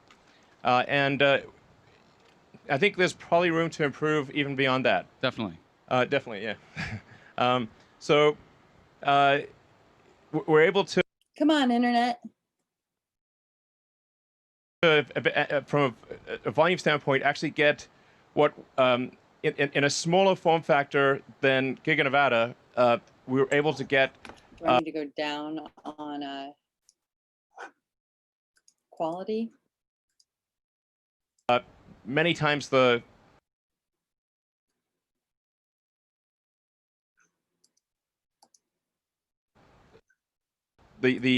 cell output. So this is just for this is just talking about Tesla internal cell production. As I tweeted out earlier, we will continue to use our cell suppliers, Panasonic and LG and CATL. And so this is 100 gigawatt hours supplemental to what we buy from suppliers. Yeah, essentially, this does like reduce our weighted average cost of a cell because it allows us to make a lot more cars and a lot more stationary storage. And then long term, we're expecting to make on the order of 3,000 gigawatt hours or 3 terawatt hours per year. I think we can. I think we've got a good chance of achieving this actually before 2030. But I'm highly confident that we can do it by 2030. When you look at the size of that factory on the previous page, it really shows how enabling all of these advancements are in achieving a 3 terawatt hour goal by 2030. Is that clear? And not only is all of that manufacturing innovation fantastic for enabling scale, it's also an additional 18% reduction in dollar per kilowatt hour at the battery pack level. But wait, there's more. But wait, there's more. Yeah. So we have a manufacturing system. We've got a cell design. What are the active materials we're going to put in that cell design? Let's talk about the anode first. Let's talk about silicon. Why is silicon awesome? It's awesome because it's the most abundant element in the Earth's crust after oxygen, which means it's everywhere. It's sand. Yeah. Sand is silicon dioxide. Yeah. And it happens to store 9 times more lithium than graphite, which is the typical anode material in lithium-ion batteries today. So why isn't everybody using it? The main reason is because the challenge with silicon is that it expands 4x when fully charged with lithium. And basically, all of that expansion stress on the particles start cracking. They start electrically isolating. You lose capacity. The energy retention of the battery starts to fade. And it also gums up with a passivation layer that has to keep reforming as the particles expand. Yeah, basically, with silicon, the cookie crumbles and gets gooey. That's basically what happens. Good analogy. Yeah. And current approaches to solve this, which exist, I mean, we have silicon in the cars that you're all in right now, are involved highly engineered, expensive materials in the scheme of things. Now, they're still great, and they enable some of the benefits of silicon. They just don't enable all of it, and they're not scalable enough. And you can see some of the things that maybe you've heard of, SiO, silicon with carbon, or silicon nanowires. I mean, that's kind of the space right now. What we're proposing is a step change in capability and a step change in cost. And what that really is to just go to the raw metallurgical silicon itself. Don't engineer the base metal. Just start with that and design for it to expand in how you think of the particle in the electrode design and how you code it. Yeah, I'm not sure if you saw this. Basically, $1 per kilowatt hours. Yeah. Basically, if you use simple silicon, it's dramatically less than even the silicon that is currently used in the batteries that are made today. And you can use a lot more of it. The anode would cost, with this silicon, and the anode costs $1.20 a kilowatt hour. Hong Kong. Yeah. And how does it work? Start with raw metallurgical silicon, stabilize the surface with an elastic ion conducting polymer coating. that is applied through a very scalable approach. No like chemical vapor deposition, no highly engineered high capex solutions, and then integrated into the electrode through a robust network formed out of a highly elastic binder. And in the end, by leveraging this silicon to its potential, we can increase the range of our vehicles by an additional 20%. Just this improvement. Woo! Yeah, it gets cheaper and longer range. Yes, honk honk. Yeah, and when we take that anode cost reduction, we're looking at another 5% dollar per kilowatt hour reduction at the battery pack level. And there's more. And there's more, but wait, there's more? Let's talk about cathodes. What is a battery cathode? Cathodes are like bookshelves where the metal, you know, the nickel, the cobalt, the manganese, or aluminum is like the shelf, and the lithium is the book. And really, what sets apart these different metals is how many books of lithium they can fit on the shelves and how sturdy the shelves are. Silicon. Cobalt is a... Yeah, sorry, I was just going to say, like, it's tough to exactly figure out what the right analogy is to explain cathode and anode, but a bookshelf is probably a pretty good one. In the sense that you need a stable structure to contain the ions. So you want a structure that does not crumble or get gooey, or basically that holds its shape in both the cathode and the anode. As you're moving these ions back and forth, it needs to retain its structure. So if it doesn't retain its structure, then you lose cycle life and your battery capacity drops very quickly. Absolutely. Yeah, I totally agree. And I think people are always talking about like, oh, what's the cathode going to be? Is it NCA or whatever? You know, the thing to consider is just fundamentally what the nickel, the metals are capable of, and that's what we have on the chart here. Dollar per kilowatt hour cathode of just the metal, using just LME, you know, London Metal Exchange prices, versus the energy density of just the cathode. And you can see nickel is the cheapest and the highest energy density, and that's why increasing nickel is a goal of ours and really everybody's in the battery industry. But one of the reasons why cobalt is even used at all is because it is a very stable bookshelf. And the challenge with going to pure nickel is stabilizing that bookshelf with only nickel. And that's what we've been working on with our high nickel cathode development, which has zero cobalt in it. Easy. Leveraging novel coatings and dopants, we can get a 15% reduction in cathode dollar per kilowatt hour. Yeah. Big deal. Maximize nickel, remove cobalt. Okay. But it's not just about nickel. Yeah, sure. Yeah, sure. So in order to scale, we really need to make sure that we're not constrained by total nickel availability. I actually spoke with the CEOs of the biggest mining companies in the world and said, please make more nickel. Oh, very important. And so I think they are going to make more nickel. That made me laugh out loud. But I don't know what the hell they're talking about, but I throw money at it. I think we need to have a kind of a three-tiered approach to batteries. So starting with iron, that's kind of like a medium range, and then nickel manganese as sort of a medium plus, intermediate, and then a high nickel for long-range applications like Cybertruck and the semi. Because something like a semi-truck, it's extremely important to have high energy density in order to get long range. So, just to give sort of iron a bit more time, like although if you look at the watt-hours per kilogram at the cathode level of iron, it looks like nickel's twice as good. But when you fully considered at the pack level, everything else taken into account, nickel is about maybe 50 or 60% better than iron. So iron is a little better than it would seem when you look at it at the pack level fully considered. It's not as good as nickel. Nickel is like 50 to 60% better, but it's actually pretty good. And so, good for stationary storage and for medium range applications where energy density is not paramount. And then, like I said, for intermediate, it's kind of a nickel manganese. And it's relatively straightforward to do a cathode that's 2/3 nickel, 1/3 manganese, which would then allow us to make 50% more cell volume with the same amount of nickel. And with very little energy trade-off. I mean, just enough to have you still want to use 100% nickel for something like a semi-truck, but really not much of a sacrifice. On the brain. Yeah. And beyond the metals, because a lot of people spend time talking about the metals. Actually, the cathode process itself is a big target.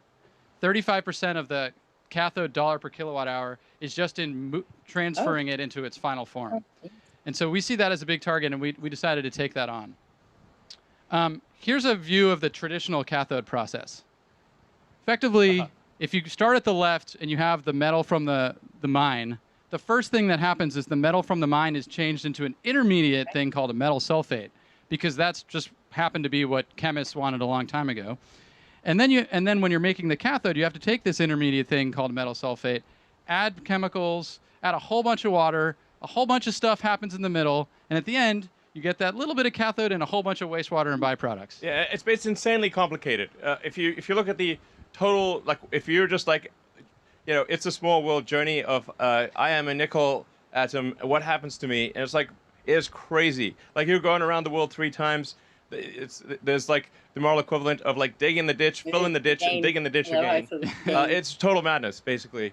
And these things just grew up as they're just kind of like legacy things that it's like how it was done before, and then they connected the dots, but really didn't think of the whole thing from like a first principle standpoint, saying how do we get from the nickel ore in the ground to the finished nickel product for a battery. And so we've looked at the entire value chain and said, how can we make this as simple as possible? Simplicity. And that's what we're proposing here with our process. As you can see, a whole lot less is going on here. We get rid of the intermediate, metal, water, final product cathode, recirculate the water, no wastewater at all. And when you summarize all of that, it's to 66% reduction in CapEx investment, a 76% reduction in process cost, and 0 wastewater. Much more scalable solution. Yeah.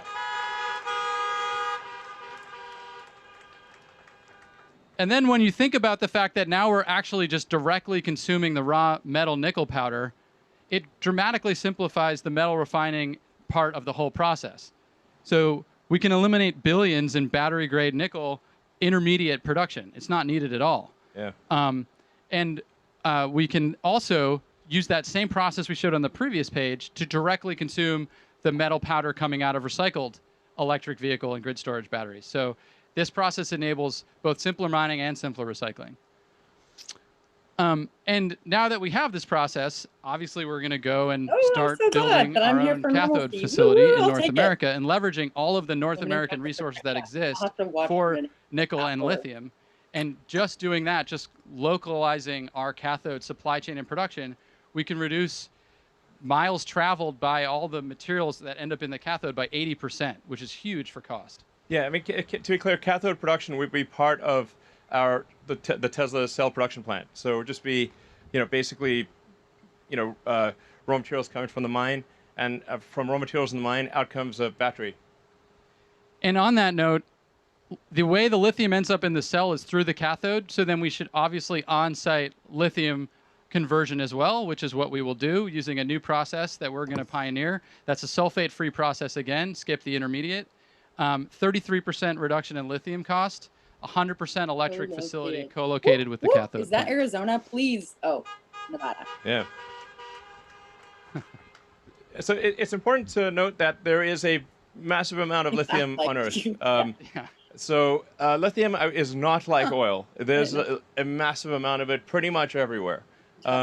So in fact, there's enough lithium in the United States to convert the entire United States fleet to electric.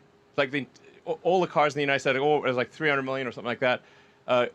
Every vehicle in the United States can be converted to electric using only lithium that is available in the United States. Discovered today. What we already know exists. People really haven't even been looking. Yeah, people haven't been trying because it's just like widely available. So, but it is important to say, like, okay, what is the smartest way to take the ore and extract the lithium and do so in an environmentally friendly way? And we actually discovered again, looking at a sort of first principles physics standpoint, instead of just the way it's always been done, is we found that we can actually use table salt, sodium chloride, to basically extract the lithium from the ore. Nobody's done this before, to the best of my knowledge. Nobody's done this, and it's a sort of, all the elements are reusable. It's a very sustainable way of obtaining lithium. And we actually we actually got rights to a lithium clay deposit in Nevada. When are you going to convert? Over 10,000 acres. Over 10,000 acres. And then the nature of the mining is actually, I think, also very environmentally sensitive in that we sort of take a chunk of dirt out of the ground, or remove the lithium, and then put the chunk of dirt back where it was. So it will look pretty much the same as before, and it will not look like terrible, and yeah, it'll be nice. Nice. Yeah. So simply mix clay with salt, put it in water, salt comes out with the lithium, done. I mean, it's pretty crazy. Yeah. So we're really excited about this, and there really is enough lithium in Nevada alone to electrify the entire U.S. fleet. Yeah, that's true. Actually, just what's in Nevada. That's basically there's so much damn lithium on Earth. It's crazy. It's one of the most common elements on the planet.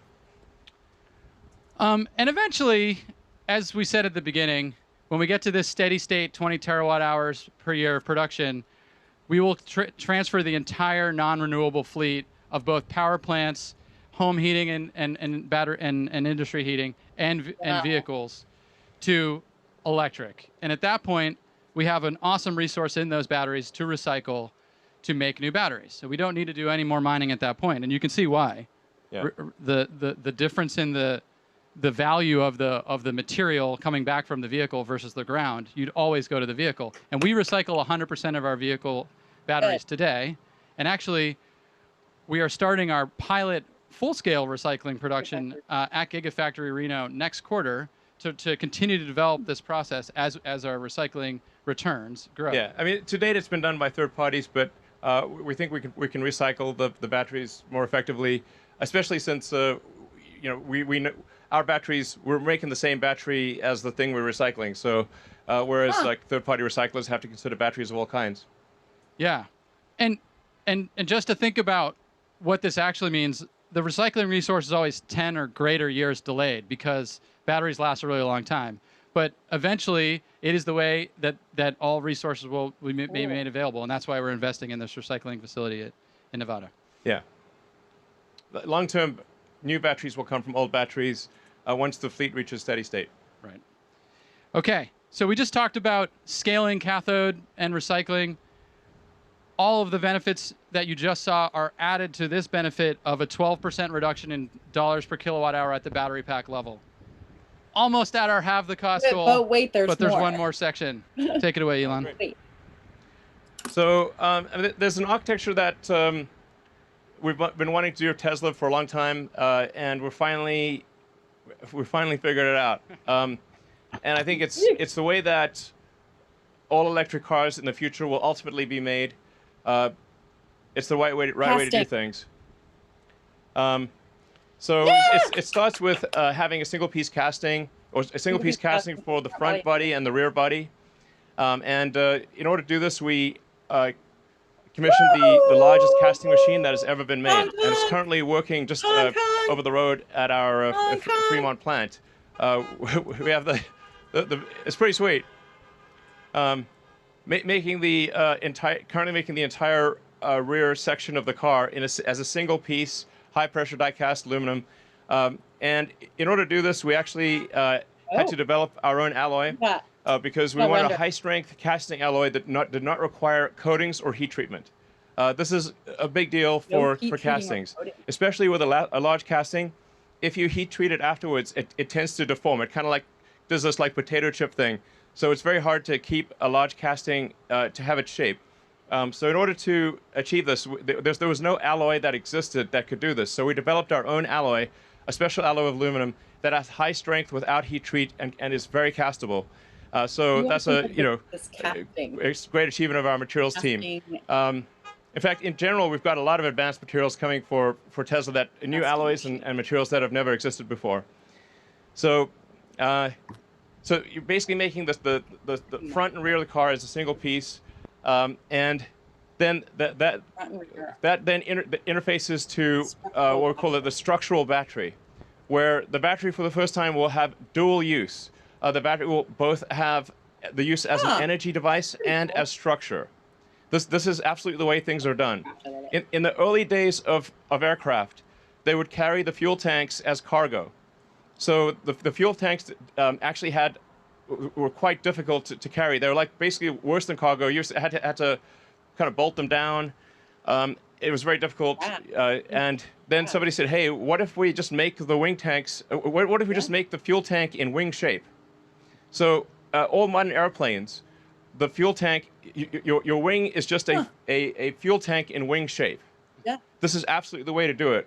And then the fuel tank serves as dual structure. And it's no longer cargo. It's fundamental to the structure of the aircraft. This was a major breakthrough. We're doing the same for cars. Woo! Woo! So working amazing. So cool. So, Right? so this Thanks, is really Dennis. quite Thanks for profound. commenting. Effectively, the non-cell portion of the battery has negative mass. So we save so much mass in the rest of the Negative vehicle. We save more mass in the rest of the vehicle than the non-cell portion of the battery. So it's like, well, how do you really minimize the mass of a battery? Make it negative. Make the battery non-cell portion of the battery pack negative. It also allows us to pack the cells more densely because we do not have intermediate structure in the battery pack. So instead of having these like supports and stabilizers and stringers and structural elements in the battery, we now have a lot more space in the battery because the pack itself is structural. So it's thinner. What we do is essentially, instead of having just a filler that is a flame retardant, which is currently what is in the 3-in-1 battery packs, we have a filler that is a structural adhesive, as well as flame retardant. So it effectively glues the cells to the top and bottom sheet. And this allows you to do shear transfer between the upper and lower sheet. Just like if you have like a Formula One craft or like a racing boat, and you have carbon fiber face sheets and say aluminum honeycomb between them, this gives you incredible stiffness. And it's really the way that any super fast thing works is you create basically a honeycomb sandwich with two face sheets.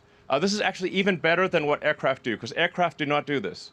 They can't do this because fuel is liquid. So in our case, the batteries are solid. So we can actually use the steel shell case of the battery to transfer shear from the upper and lower face sheet, which makes for an incredibly stiff structure, even stiffer than a regular car. Yeah. In fact, if this was in a convertible that had no upper structure, it would be stiffer than that convertible would be stiffer than a regular car. So this is it's just really really major. So it improves the mass efficiency of the battery, and then those castings are also quite important because you want to transfer load into the structural battery pack in a very smooth, continuous way, so you don't put arbitrary point loads into the battery. So you kind of have to, you want to sort of feather the load out from the front and rear into the structural battery. It also allows us to to move the cells closer to the center of the car, because we don't have the in the top one we've got that sort of all the supports and stuff. So the volumetric efficiency of the structural pack is much better than a non-structural pack, and we actually bring the cells closer to the center, and because they're closer to the center, it reduces the probability of a side impact potentially contacting the cells, because it has to go, any kind of side impact has to go further in order to reach the cells. It also improves what's called the polar moment of inertia, which is that you can think of like when there's ice skater, arms out or arms in. Arms in, you rotate faster. So if you can bring things closer to the center, you reduce the polar moment of inertia, and that means the car maneuvers better. It just feels better. You don't know why, but it just feels more agile. So it's really cool. This is really major. Like I said, so 10% mass reduction in the body of the car, 14% range increase, 370 fewer parts. It's gonna happen. I just tweeted. So, I mean, I really think that long term, in any cars that do not take this architecture will not be competitive. And it's not just at the product level a better product, but in the factory, it's a massive simplification. You saw the part removal. You know, it's casting machines. It's the structural battery pack. So we're looking at over 50% reduction in investment per gigawatt hour. 35% reduction in floor space, and we'll continue to improve that as we make the vehicle factory of the future. Yeah, so is major improvements on all fronts, from the cell all the way to the vehicle. And in addition to the improvements we just said on enabling additional range and improving the structural performance of the vehicle, it is worth another 7% dollar per kilowatt hour reduction at the battery pack level, bringing our total reductions now to 56% dollars per kilowatt hour. Yeah. $56 per kilowatt hour. Okay. Yeah. All right, so stacking it up, we're not just talking about cost or range. We've got to look at all the facets. So range increase, we're unlocking up to 54% increase in range for our vehicles and energy density for our energy products. 56% reduction in dollars per kilowatt hour at the battery pack level, and a 69% reduction in investment per gigawatt hour, which is the true enabler when we talk back about how do we achieve this scale problem here. Yeah. And yeah, so I think it's pretty nice that investment per gigawatt hour reduction is 69%. I mean, who would have thought? Yeah, just happened to happen out that way. Yeah. I mean, 0.420%, of course. Yeah, so what this enables us to do is achieve a new trajectory in the reduction of cell cost. And now, to be clear, it will take us probably a year to 18 months to start realizing these advantages, and probably to fully realize the advantages, probably it's about 3 years or thereabouts. So, you know, it's not like if we could do this instantly, we would. But it's really, I think what this bodes for, it just really bodes well for the future, and means that the long-term scaling of Tesla and the sustainable energy products that we make will be massively increased. So, you know, what tends to happen as companies get bigger is things tend to slow down. 69.420. Actually, they're going to speed up. Good cut. And they have to speed up if we're going to accelerate the transition to sustainable energy. Yeah. I mean, long term, we want to try to replace about at least 1% of the total vehicle fleet on Earth, which is about 2 billion vehicles. So long term, we want to try to make about 20 million vehicles a year.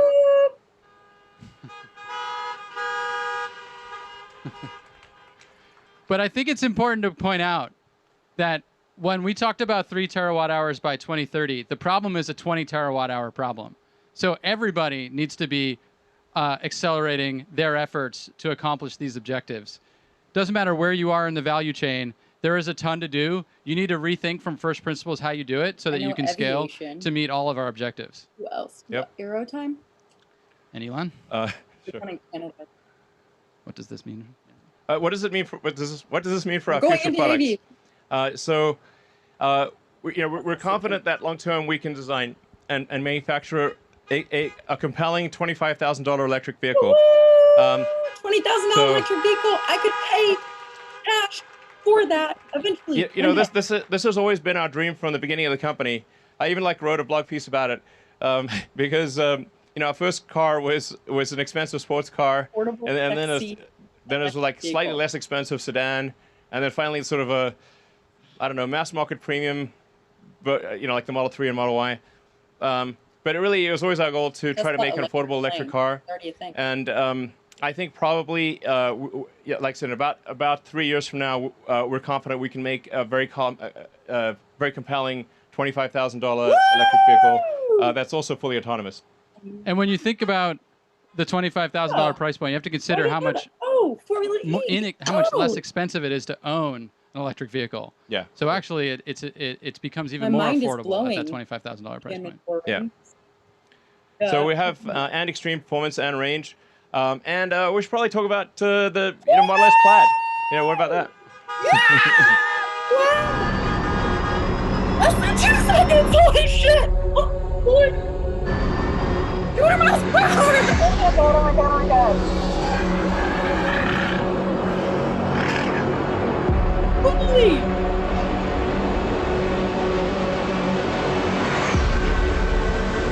Oh my gosh! Laguna Seca. Okay. Woo! Woo!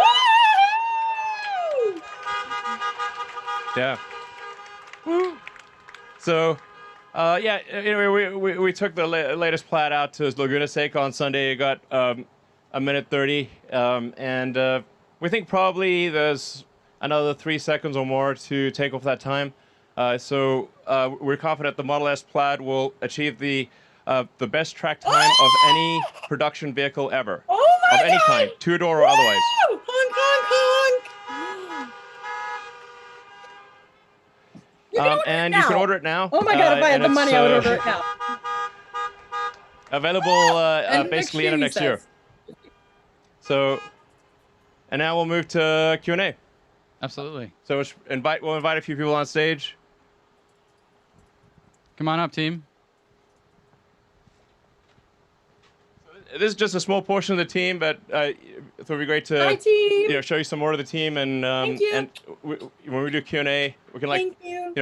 Give various people different questions to answer. Once you go. Sounds great. Oh wow, look at that. Actually, I don't know how we're getting the questions. Here come the man in black. Actually, I don't know man in either. black. Corkscrew at Okay, well, you can just like you can maybe get out of the car for 2 seconds and yell it at us. I don't know. Hey, how do we get any questions? Man in Oh, they're black. mics. Okay, wait for the mic. There are mics. Okay, great. All right. Okay, we'll definitely need to give people mics because otherwise there's no way. Man in black, man in black. Sorry? No. Here comes. All right, we're gonna pass the mics out. We don't have a name for the $25,000 car yet. It's a great question. Model S Plaid. Model S Plaid. Model S Plaid. Model S Plaid. Don't. Yes, we will be manufacturing cells in okay. Berlin. I was wondering where that was in Berlin. Yep. Okay, cool. Thermal management system? For homes. Oh, you mean like the home HVAC? Yeah, that's a pet project that I'd love to get going on. I don't know, maybe we'll start working on that next year. Because I just think you could really make a way better home HVAC system that's really quiet and super efficient and super energy efficient, and also has like a way better filter for particles. And we really want to get going on that. And it works very reliably. And we've already developed that for the car. Like, so the heat pump in the Model Y is really pretty spectacular. I mean, it's tiny, it's efficient, it has to last for 15 years. It's got to work in all kinds of conditions from the coldest winter to the hottest summer. So we've actually already done a massive amount of the work necessary for a really kick-ass home HVAC. And they can also like stack them. So if you want to say, depending upon the size of your house or whatever, how much you need, you can just basically stack them, and just have a very compelling, super efficient home HVAC. And then you can also communicate with the car, and it'll know when you're coming home. So it's like, oh, I don't need to keep the house cold all day. I just cool it down because I knew you were coming home. So the pack can communicate with the car and just like really dial it into when you actually need cooling and heating. Oh, that'd be great. That'd be great. Fun product. Yeah. Who's next? Hello. Eli! Hey guys, Eli here from Tesla Owners Club, My Tesla Adventure. Just quick question. So I'm a huge fan of car camping in my Tesla with my dream case, like my all-time favorite activity. Is it going to be possible to get climate control to the back of the Cybertruck? Because that would be the ultimate camping machine if we can get all-night climate control. We'll try to do that. Yeah. Yeah. I agree. That'd be really cool. Yeah. All right, who's next? Hello. Long-time fan, Elon, great guy. Just a question. Eli. How does the ICE industry look like for in the future? Well, I don't think there will be an ICE industry long term. Woo! Woo, ICE! Yeah. I mean, well, I guess there might be like a few things that are like, it's a like curious thing. Like, I mean, there's still like some steam engines made somewhere, but like they're just basically sort of quirky collector's items. I mean, that will be the future of the internal combustion engine car. Hi, Elon, to your left here in the white Model Y. Ryan McCaffrey from the Ride the Lightning Tesla podcast. Curious about Cybertruck. It was interesting to see where you had it in on the battery technology front. I'm sort of curious what you see for it in the production front. Is its volume, trucks are so popular in America, do you see its volume equaling the 3 or the Y in the future? And also, is the were you able to get Tesla is able to legally be sold in Texas as part of the Giga Texas deal? Well, it's hard to say what the volume exactly would be for the Cybertruck. I am too. The orders are gigantic. So Solar should be everywhere. and we have like, I all don't over know, everything. well over 500,000 orders. I think maybe Powered 6 by or a full 600,000. That's a lot, a solar basically. We stopped generator. counting. So I think there's probably room for, I don't know, at least like a unit volume of like 250 to 300,000 a year, maybe more. Now we are designing the Cybertruck to meet the American spec, because if you try to design a car to meet the global, the superset of all global requirements, it basically, you can't make the Cybertruck. It's impossible. It really is designed for the American market, but this is the biggest market. Our North American market is the biggest market for pickup trucks by far, or large pickup trucks. And then I think for, we'll probably make an international version of the Cybertruck that'll be kind of small, kind of like a tight Wolverine package. It'll still be cooler, but it'll be smaller, because you just can't make a giant truck like that for most markets. So yeah, but it's gonna be great. And I don't know. I think probably we'll be able to sell directly in Texas. We do pretty well right now, but it is a bit weird not being able to actually conclude a transaction in Texas. But it's got to be like a click on a server based in California. So. But weirdly, we can do leasing in Texas, but not selling. But hopefully that'll get cleared up in the future. Yeah, Elon, great job with everything that you're doing. Thras Gerber from Gerber Kawasaki, your team's amazing. What I'm most curious about, these innovations are incredible, but on my drive up here, fully on autopilot for 400 miles, the entire state is brown. And this is ultimately about climate. Has there been some analysis done if all these things are achieved? What will its direct impact be on climate? Well, I mean, I think it will have a very significant impact, because it will stop the CO2 ppm from growing as it is every year. And I mean, I should say, like, I try to view the whole climate thing for, as a science question as much as possible. Science, you always question your hypothesis. Is it true? Is it not true? Or assign a probability to a given hypothesis. And I should say that my original interest in electric vehicles predates the climate issue. He was talking about his first date. Like just when I was in high school, it's like I thought, man, if we don't figure out electric cars, the whole economy is going to collapse when we run out of oil. So it's like we better figure out electric cars and sustainable energy, or civilization is going to crumble. And then it was only kind of later that the significance of the climate risk became apparent. We were also able, using fracking and other types of technology, to access a lot more fossil fuels than previously thought, which is, helpful for lowering the cost of gasoline, but it's pretty bad for the total tonnage of CO2 that you could put in the atmosphere. It's now greatly beyond what people previously thought. So, but this is, as we were just going through in this presentation, it's like it is a absolutely monumental task to accelerate the advent of sustainable energy. I mean, the entire global economy is still, more than 99% dependent on, or roughly 99% dependent on fossil fuels. So although electric cars kind of get a lot of press right now, they're still, and there's still very few, as a percentage of the total global fleet, is practically nothing. I would say, yes, less than 1% of the global fleet is electric right now. That's less than because there's 2 billion cars and trucks and whatnot in use.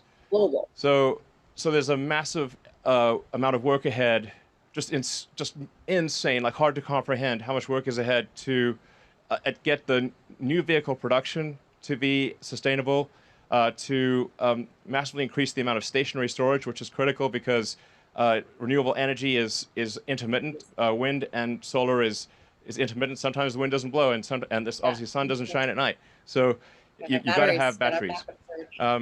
a massive, massive number of batteries. So it's hard to measure in direct impact, but it's an experiment that we shouldn't be performing. And the sooner we can sort of end the experiment, the sooner we can kind of move on in a fully sustainable way that is actually lower cost. I mean, I think the thing that people haven't fully internalized is once we do get to the 25K car, the ownership cost of that car is incredibly lower than the prior car. And then on the solar side and wind, with the cost of solar and wind coming down and with batteries coming down with them, the actual cost of energy on the grid is going down. So we're sort of moving towards a sustainable, lower cost future. So there's not really a sacrifice. Yeah, that's true. It is a false dichotomy to say that it's either prosperity or sustainability. This is often used, by oil and gas to say like, oh, well, do you want people to lose their jobs? Do you want to do you want lower people's standards of living? Do you want to, make all these economic sacrifices really in order to have sustainability? And the reality, as Drew was saying, is that a sustainable energy is going to be lower cost, not higher cost than fossil fuels. Elon, quick question for you, right here in front. First, thanks for having everyone. And as telling a friend, the one company to go work for that's going to have the biggest structural impact over the next 10 years at scale, it's probably Tesla. So kudos to everyone at Tesla for what they've done to this point and going forward. The two questions for you, as you've looked at the auto and the storage markets, I know you've talked about it at kind of 50-50 long term, but it seems like a lot of the battery cost curve achievements that you've presented today really make some of these storage opportunities much more feasible over the next 5 years. And so I guess the first part of the question is, does your calculus upon learning and improving these things change on that 50-50 mix, or is there a role where storage becomes bigger? And then the second part of the question, with all these huge grand visions, who's going to be with Tesla from a corporate perspective accomplishing these things? Obviously, Tesla can't do it alone, but when you look at some of the traditional auto industry or power, et cetera, I don't see a lot of other Teslas.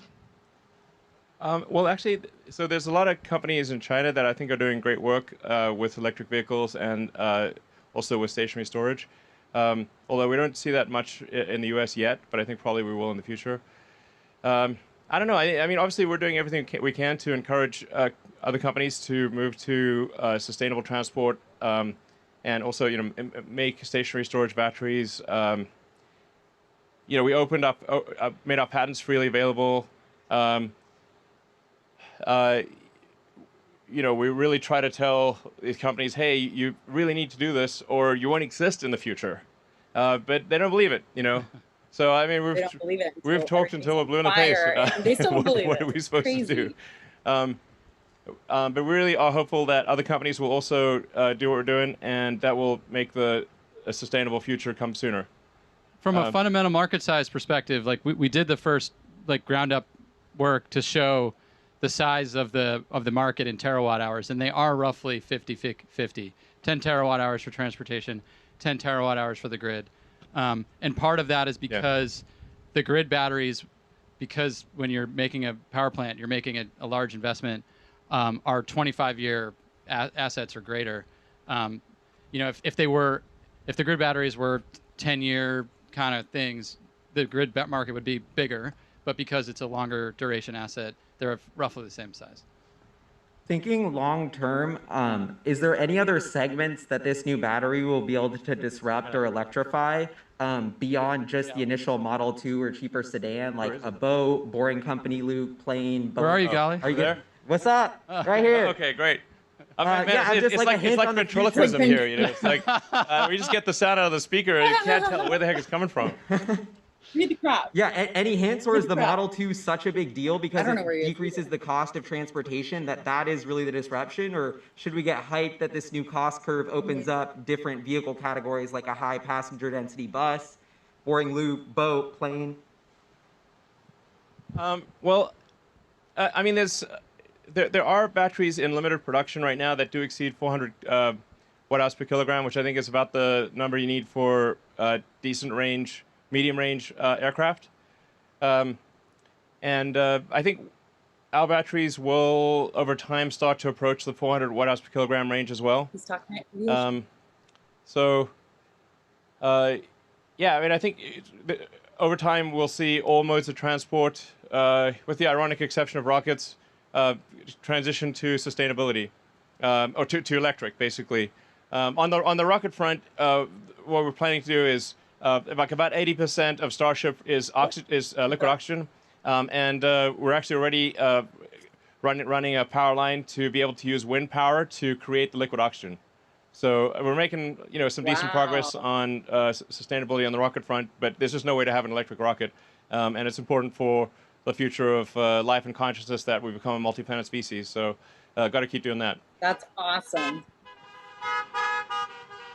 Hi, Elon. Hello. Josh Phillips here, retail investor. I have a question in regards to the lithium and nickel industries and the likely price spikes and shortages of high-grade materials the EV industry is likely to see if they don't act fast to address future supply.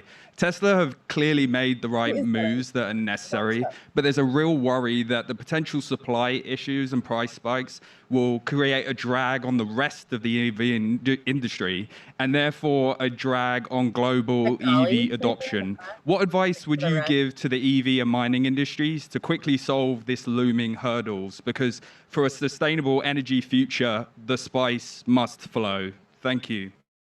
It's British. Spice must flow. Yeah, indeed. The spice must flow. The new spice. Spice must flow. I don't know. I think I'm not sure. I guess we can try to like basically overdo it in cell production and perhaps supply cells to others.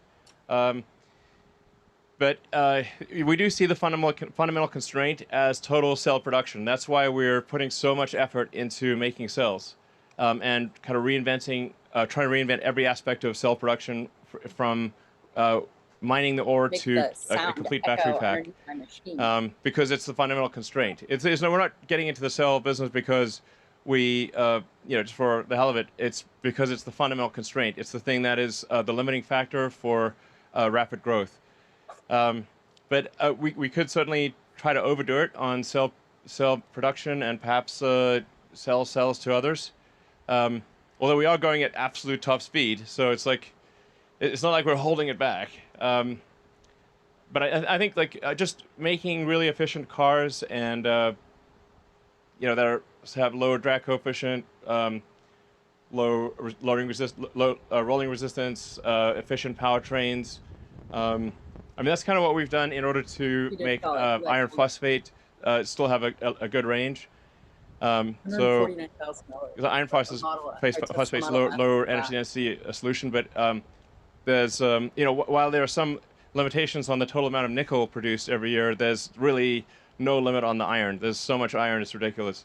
So you can really scale up iron phosphate, at a raw materials basis faster, more than you can nickel. But yeah. And just to point out, when we were walking through this presentation, we intentionally separated all the different aspects. The benefits of structural battery apply to a iron-based cathode in the same way they apply to a nickel-based cathode. Yeah. So you get longer range iron-based vehicles, and also the silicon benefit can apply to the iron-based vehicles as well. So we can do a lot to extend the range of an iron-based vehicle, which is why it's a key part of the roadmap going forward. And then I invited Turner up here to talk about what the mining industry can do. Yeah. Diversification on the cathode side is obviously massive, and EVs are all about efficiency. And so for the EV industry, for the vehicle industry, we need to see powertrain efficiency really increase at all other companies matching Tesla powertrain efficiency so that everyone can have that really diversified cathode approach where pan- LFP is used Chino pans. in medium range and even really make a 300-mile vehicle with LFP. And really the goal that we were trying to present here was a model for vertical integration, strategic vertical integration that a lot of different people can do. What we need to see is vertical integration that shortens the process path from mine to cathode. And what we're doing here is novel, and we're trying to push the industry in that direction. So we're presenting a model here that anyone can follow. Yeah, in fact, if there's anything that you guys want to comment on, feel free to step forward and say something. I think the key is to be smart about your chemistry choices, your materials choices. Talk louder. Yeah, if you're smart about your materials choices, the spice will continue to flow. Yeah. You don't need to use Because the of same this kind has probably everywhere. been working so And much. if you, it's about strategically planning it out. And for miners, I think we are incentivizing them quite a bit to ramp up their production. Yeah. And actually, we had good calls. Like, they're all motivated. Hey, viewers, I think that they've been sort of sitting back being like, are you going to grow like crazy?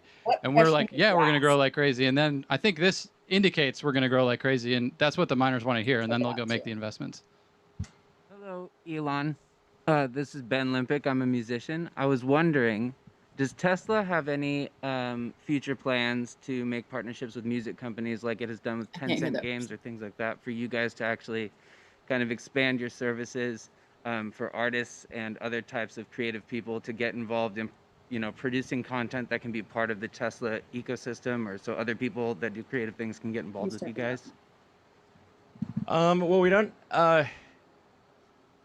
we haven't really thought about that much, but I suppose it's probably something we should think about. We will be providing a title on Teslas. So, we're providing, more music sources that people can choose from, and generally trying to improve the entertainment experience in the cars. And I think actually, as we go to a more autonomous future, the importance of entertainment and productivity will become greater and greater. I mean, to the degree that if you're just basically sitting in your car, the car is fully autonomous and driving somewhere. It's sort of like being the car is essentially your chauffeur, and then the things that become important are, okay, well, let's have good entertainment, and if you want to do some productivity stuff, then that actually starts to become much more important because you're no longer spending your attention driving the car. So it will be extremely important in the future. Should we do some of the say.com questions? Okay.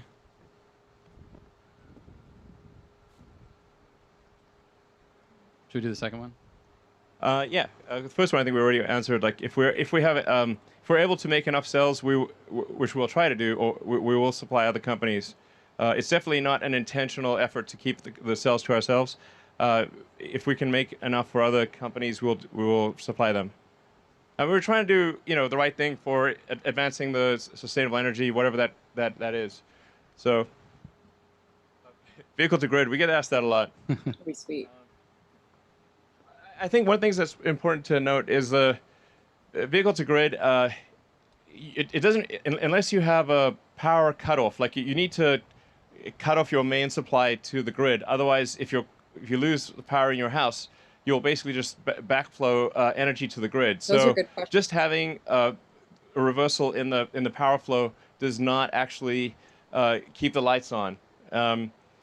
You need a whole separate system to cut off power to the grid. You can comment, you guys. And I think there's also the case that people really want the freedom to be able to drive and to charge at their house. And it's obviously really problematic if you get to the morning and your car, instead of being charged, it discharged into the house, and then you're sort of, okay, now I can either drive or use the battery to power my house. I think it's actually going to be better for people's freedom of action to have a power wall and a car separate, and then it's everything works. And you add that, you basically combine that with solar, either solar retrofit or solar glass roof, and local battery storage. So you basically become your own utility, and then the car is can be charged also with solar. I think that's like the stuff that works. That said, like we can certainly do vehicle to grid. I think we can basically enable that with software in Europe or something, right?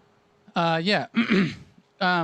We are future generations of power electronics. We will be able to do this more or less everywhere from a energy market participation perspective. But yeah, from a backing up the house, and it just so happens that the way the North American connectors are on all the cars in North America, it doesn't matter whether it's the Tesla connector or the connector that the other vehicles have, doesn't actually support powering your home. It's unfortunate. So you'd need an additional hardware to do that.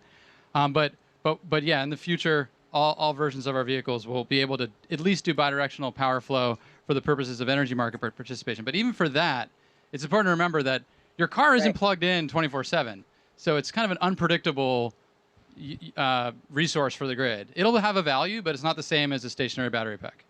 Yeah, honestly, a vehicle to grid sounds good, but I think actually has a much lower utility than people think.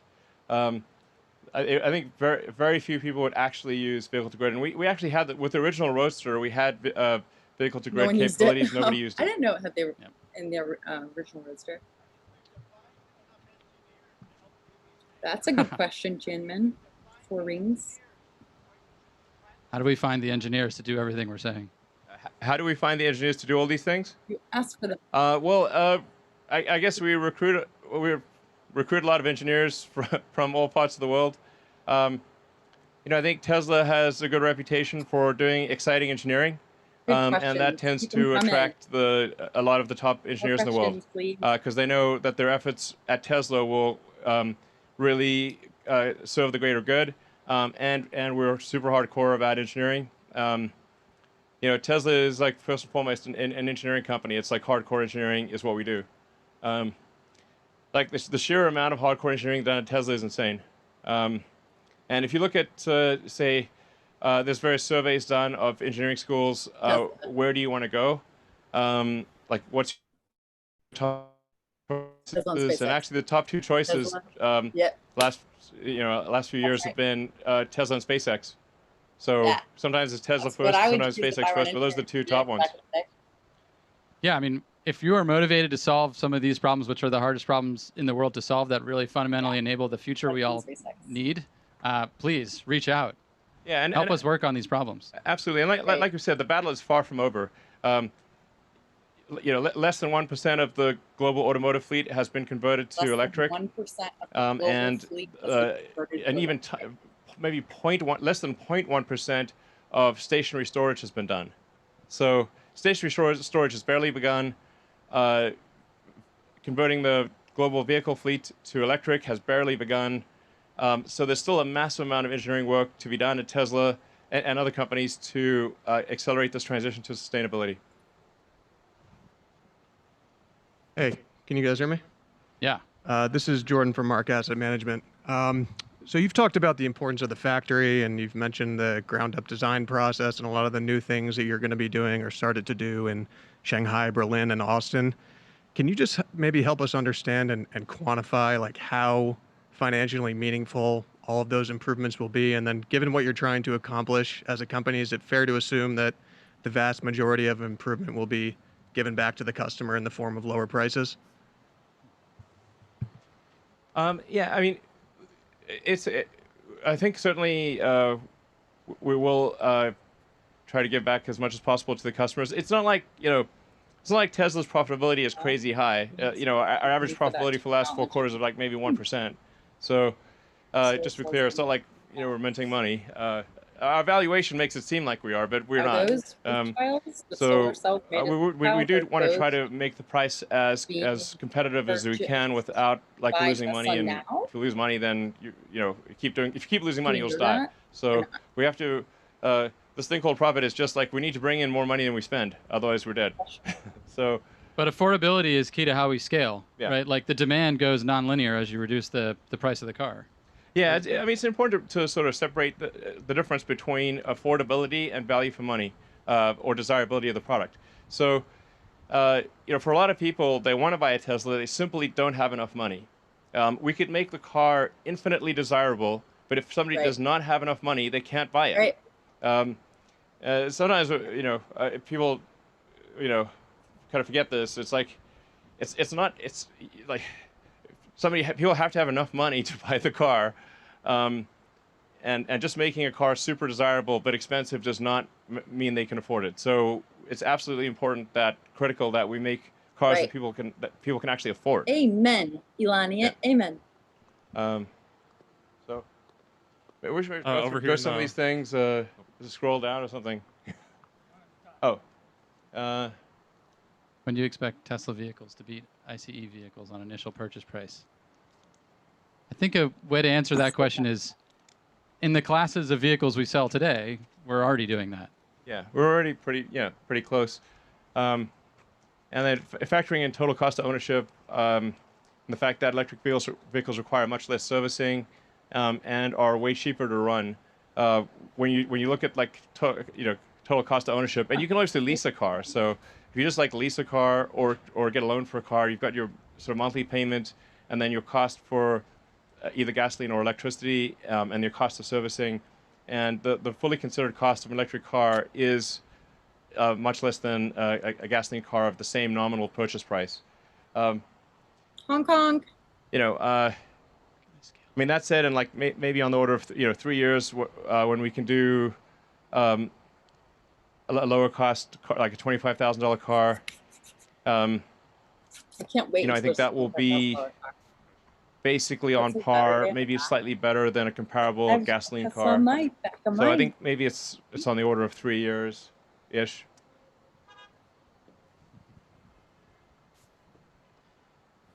How have the technology advancements and increased vertical integration of battery manufacturing influenced your ability to improve the environmental and social impact of the supply I wish chain? I would have. And I think, yeah. I think we sort of have said that already. Yeah. Do you have some ability to scroll through this? Just scroll away. We covered recycling. Yeah. Well, just scroll until we've got stuff that we haven't covered.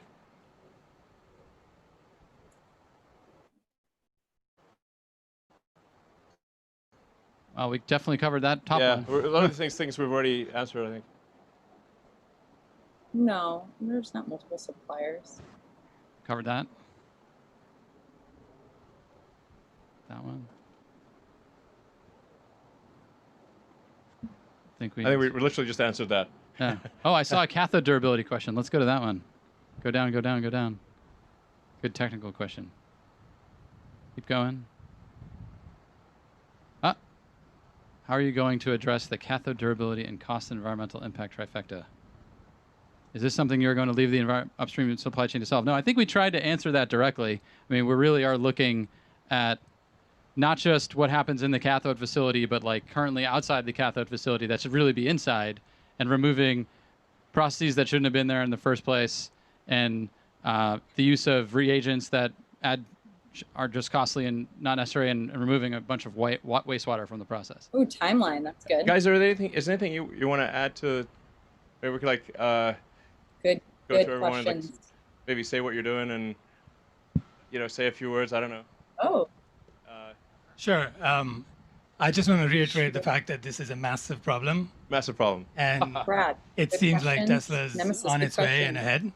ahead. But we need Jonathan everybody's Boyne's help. Good question. Because it's Sparks. everybody's planet, and we're Okay. not going to get to 20 terawatt hours by ourselves. Thank you for So asking. please think about this carefully, as it affects everybody. So let's get on it. And obviously, if you care about solving sustainability and Yeah. doing hardcore engineering, definitely Love come to work work for for Tesla. Tesla and I hope they Yeah, PR. we went through a couple of the manufacturing improvements, and it kind of looks easy when you put together a nice slide deck, but the challenges are like this. It's super challenging when you take materials out of the process, when you integrate processes together. You have to do a lot of things at once, and That's the future. that's like this immense Sustainability engineering and, like, challenge. the way And so like to appreciate that, like you need like to get through this, we need like the best engineers we've got, and we've got this awesome team. I just want to shout out also to all of our team watching, like you guys are awesome. Hong Like, Kong, you absolutely kicked ass putting this together, and Team yeah, Tesla. Yes. Thank you. Thank you, Tesla team. Totally agree. Right on. Yeah, that's it. Like, yeah. Okay. Yeah. Rodney Westmoreland, managing the construction here at Tesla. What I would like to say is, one, shout out to the team. The team has been working effortlessly. A very, very tough project here for 24 hours a day. Diversity. It seems like around the clock to have this complete. The thing that sets us apart from a lot of other construction, we have a construction company here. The thing that sets us apart is that we're integrated in the manufacturing process. So every detail that comes from Drew's mouth is directly implicated into the system that we're building. That way, what would typically take 3 or 4 months to create a specification Our design team is working right with the manufacturing team to allow us to speed that process up tremendously. So. Yeah, it's definitely a important part of the vertically integrated approach is to be able to design the factory around the equipment, in fact, together with the equipment, so that you can build the factory at lower cost and more quickly. Yeah, I'm Scott. I focus on cell design. Aw. I think it's hard to put into words how inspiring this is. I've been at it for a long time with Tesla, and yeah, I really hope Wow. others Since do join us. 2005, I was Since graduating high 2005, school. yep, Yes, with many of you. Hong Kong. But thank you. You know it. 6. Yeah, year before Drew, but who's keeping track? But I'm really stoked at what the team's been able to accomplish over the last, short period of time, about a year. It's been really an incredible transformation. I mean, hopefully what we've shown you inspires you to join us or join somebody else in the effort. And I couldn't think of a greater, more intelligent, more hardworking team to be working on with this problem. Hi, Peter. I lead the manufacturing improvement team. And I guess the point that I would like to make is manufacturing improvements is like the accelerator. So like you think about the execution that Rodney talked about in terms of how fast we've been able to put together this factory, which is amazing and something that's been really incredible to be a part of. That's not enough. What we need to do is improve the manufacturing technology. That's the real accelerator.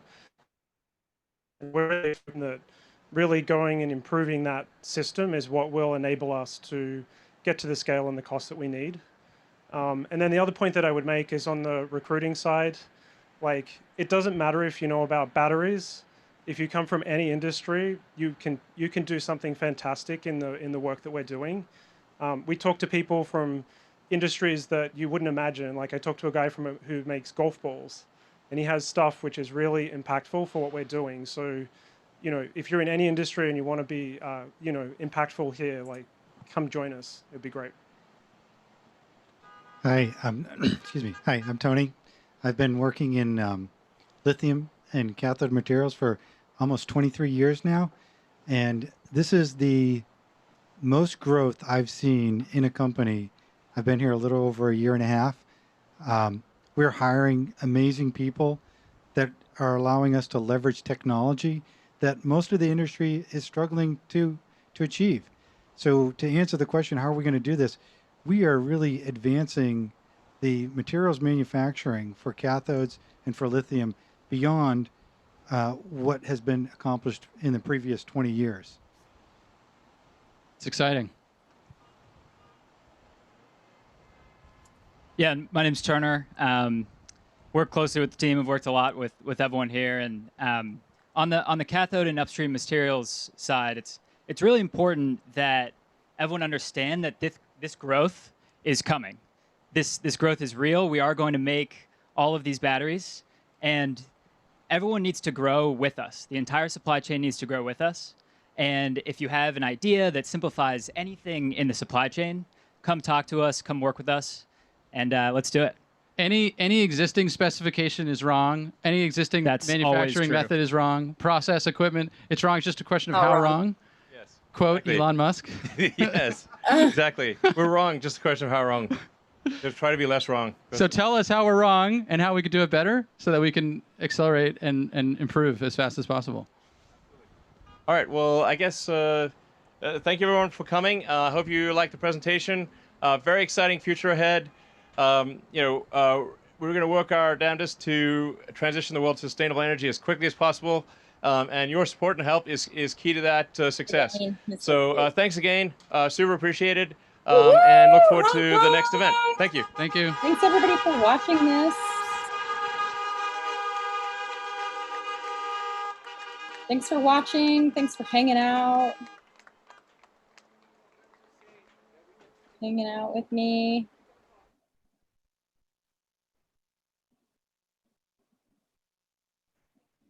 I'm going to transfer your questions over to Twitter. And possibly YouTube.